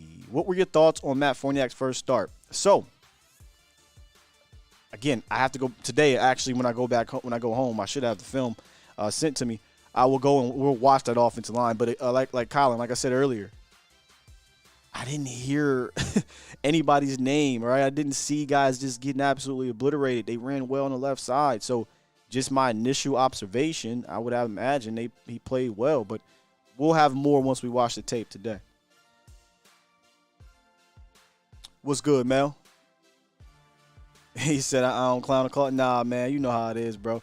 He says, and I give him the caller respect no matter how bad or good the call is. 100%. You know, I say this to y'all all the time. And I think some people forget this because this is my job now, right? Like, yo, I'm a fan. I'm a fan just like y'all. Probably more than some of y'all. I'm a fan, and I've done this. I've called in radio stations, and I probably didn't always have a good take. But I was always respected. What I do like, though, is that we can have fun with it. That is one thing. But I'm always respect y'all, no matter how trash some of the takes are or if I disagree, right? It is what it is. Put Turpin in the slot, Gregory. Yeah. I need to go back and watch. I can't wait to go watch. We need to put quarterback under center more and pass also, says Will. Fumbles are part of the game, says Mike. Swain, did Tyler come out of his stance any of this game? Oh, did he come out slower? I only noticed his slow stance when I went back and watched the tape. So we'll take a look at that, Swain. Hold me to it. He's not for it all. OGP Stone with another donation. Super chat. Why are we ignoring the fact the O-line is A+? OGP Stone, you must have just rolled up in here, OG. We have definitely given credit to the offensive line, and I cannot wait to go watch the film to see how great they actually played. But, no, we talked about this throughout the show, definitely at the top, OG, that from first observation, this offensive line seemed to block it way better than it did last week. against the Buccaneers. I just never sensed Cooper Rush under this crazy pressure. Besides the one sack that he got, but he felt comfortable back there. He looked comfortable back there. And when you're playing man on the back end, go ahead, play man. This scheme is designed for you to play man. Please play man. Please play man. And they took advantage of it. So, no, salutes to the offensive line, man. King said, yo, Scott, Diggs gets his first pick this weekend. Daniel Jones. Why not? Cold Jelly, where is Brillo? That's the frustrating part, bro. But, hey, if the linebackers are going to play well, then it is what it is. I understand that one there, though. How many games would Russ need to win to less the panic or rush of Dak back? I don't even think it's about it. You know, I think they didn't put him on IR before. You know, the Cowboys won yesterday. So, listen, I'm no doctor. I did say at Holiday Inn, but I ain't no doctor. But they seem to believe that Dak could come back within 3 weeks. So, I don't think you're gonna get something where Dak is out 6 weeks. Now Cooper Rush is playing and winning 6 games in a row. I think you might get 2 games, right? At most, you might get 3. But this might be the last one, you know, next week against the Giants. So, we'll see. We'll see. We got another donation. Appreciate you, Sam. What's Sam got to say? Because they've been on some weird stuff lately with these. Super chat. Sky, the respectful guy at the barbershop with good takes. No. I got good takes in general. I like to believe that. But barbershop talk different. Yeah, I mean. Did you think every tackle inflicted pain, not just Dono? Sky, did you think every tackle inflicted pain, not just Dono? I would have to go back and look, but I loved how they rallied around each other. When I say rallied, I mean it was a lot of gang tackling. What's your thoughts on Tyler Smith? Says Reginald, played the last 2 games. I'm encouraged with Tyler Smith over there at left tackle, which is why I get the conversation about if not moving him inside. I just think Tyler and Jason Peters helps make this line better. I don't know about these 4 down. I don't know about all these 4 down plays on our side of the field. Okay. So Nick Yak. I ain't gonna lie to you, bro. When we went 4 on 4th and 2 from our 39, I'm like, man, this is some bold-ish right here. But we got it, though.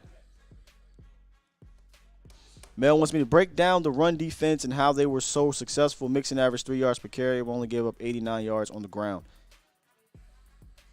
I might just breeze through the – am I frozen? Now we go.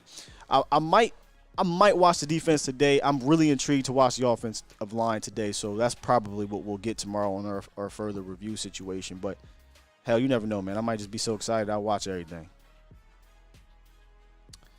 I think that's about it. We don't want into super overtime today. Did I miss another chat? Nah, I didn't. We good to go. Facts. King said you're not supposed to be objective at barbershops. That's when you get disrespectful. 100%. That's what I'm saying. Barbershop a bit different, man. It ain't my job there to report, you know, and analyze and all that. Listen, it gets real disrespectful from the fans. And what I say all the time about us, we can bicker amongst ourselves. I don't like how it goes sometimes with the disrespect. But we can bicker among ourselves because we family does that. But when somebody else tries to come in your crib, your domain, talk about your team, I don't give a damn if we 0-16. You got to ride, man. Let's ride.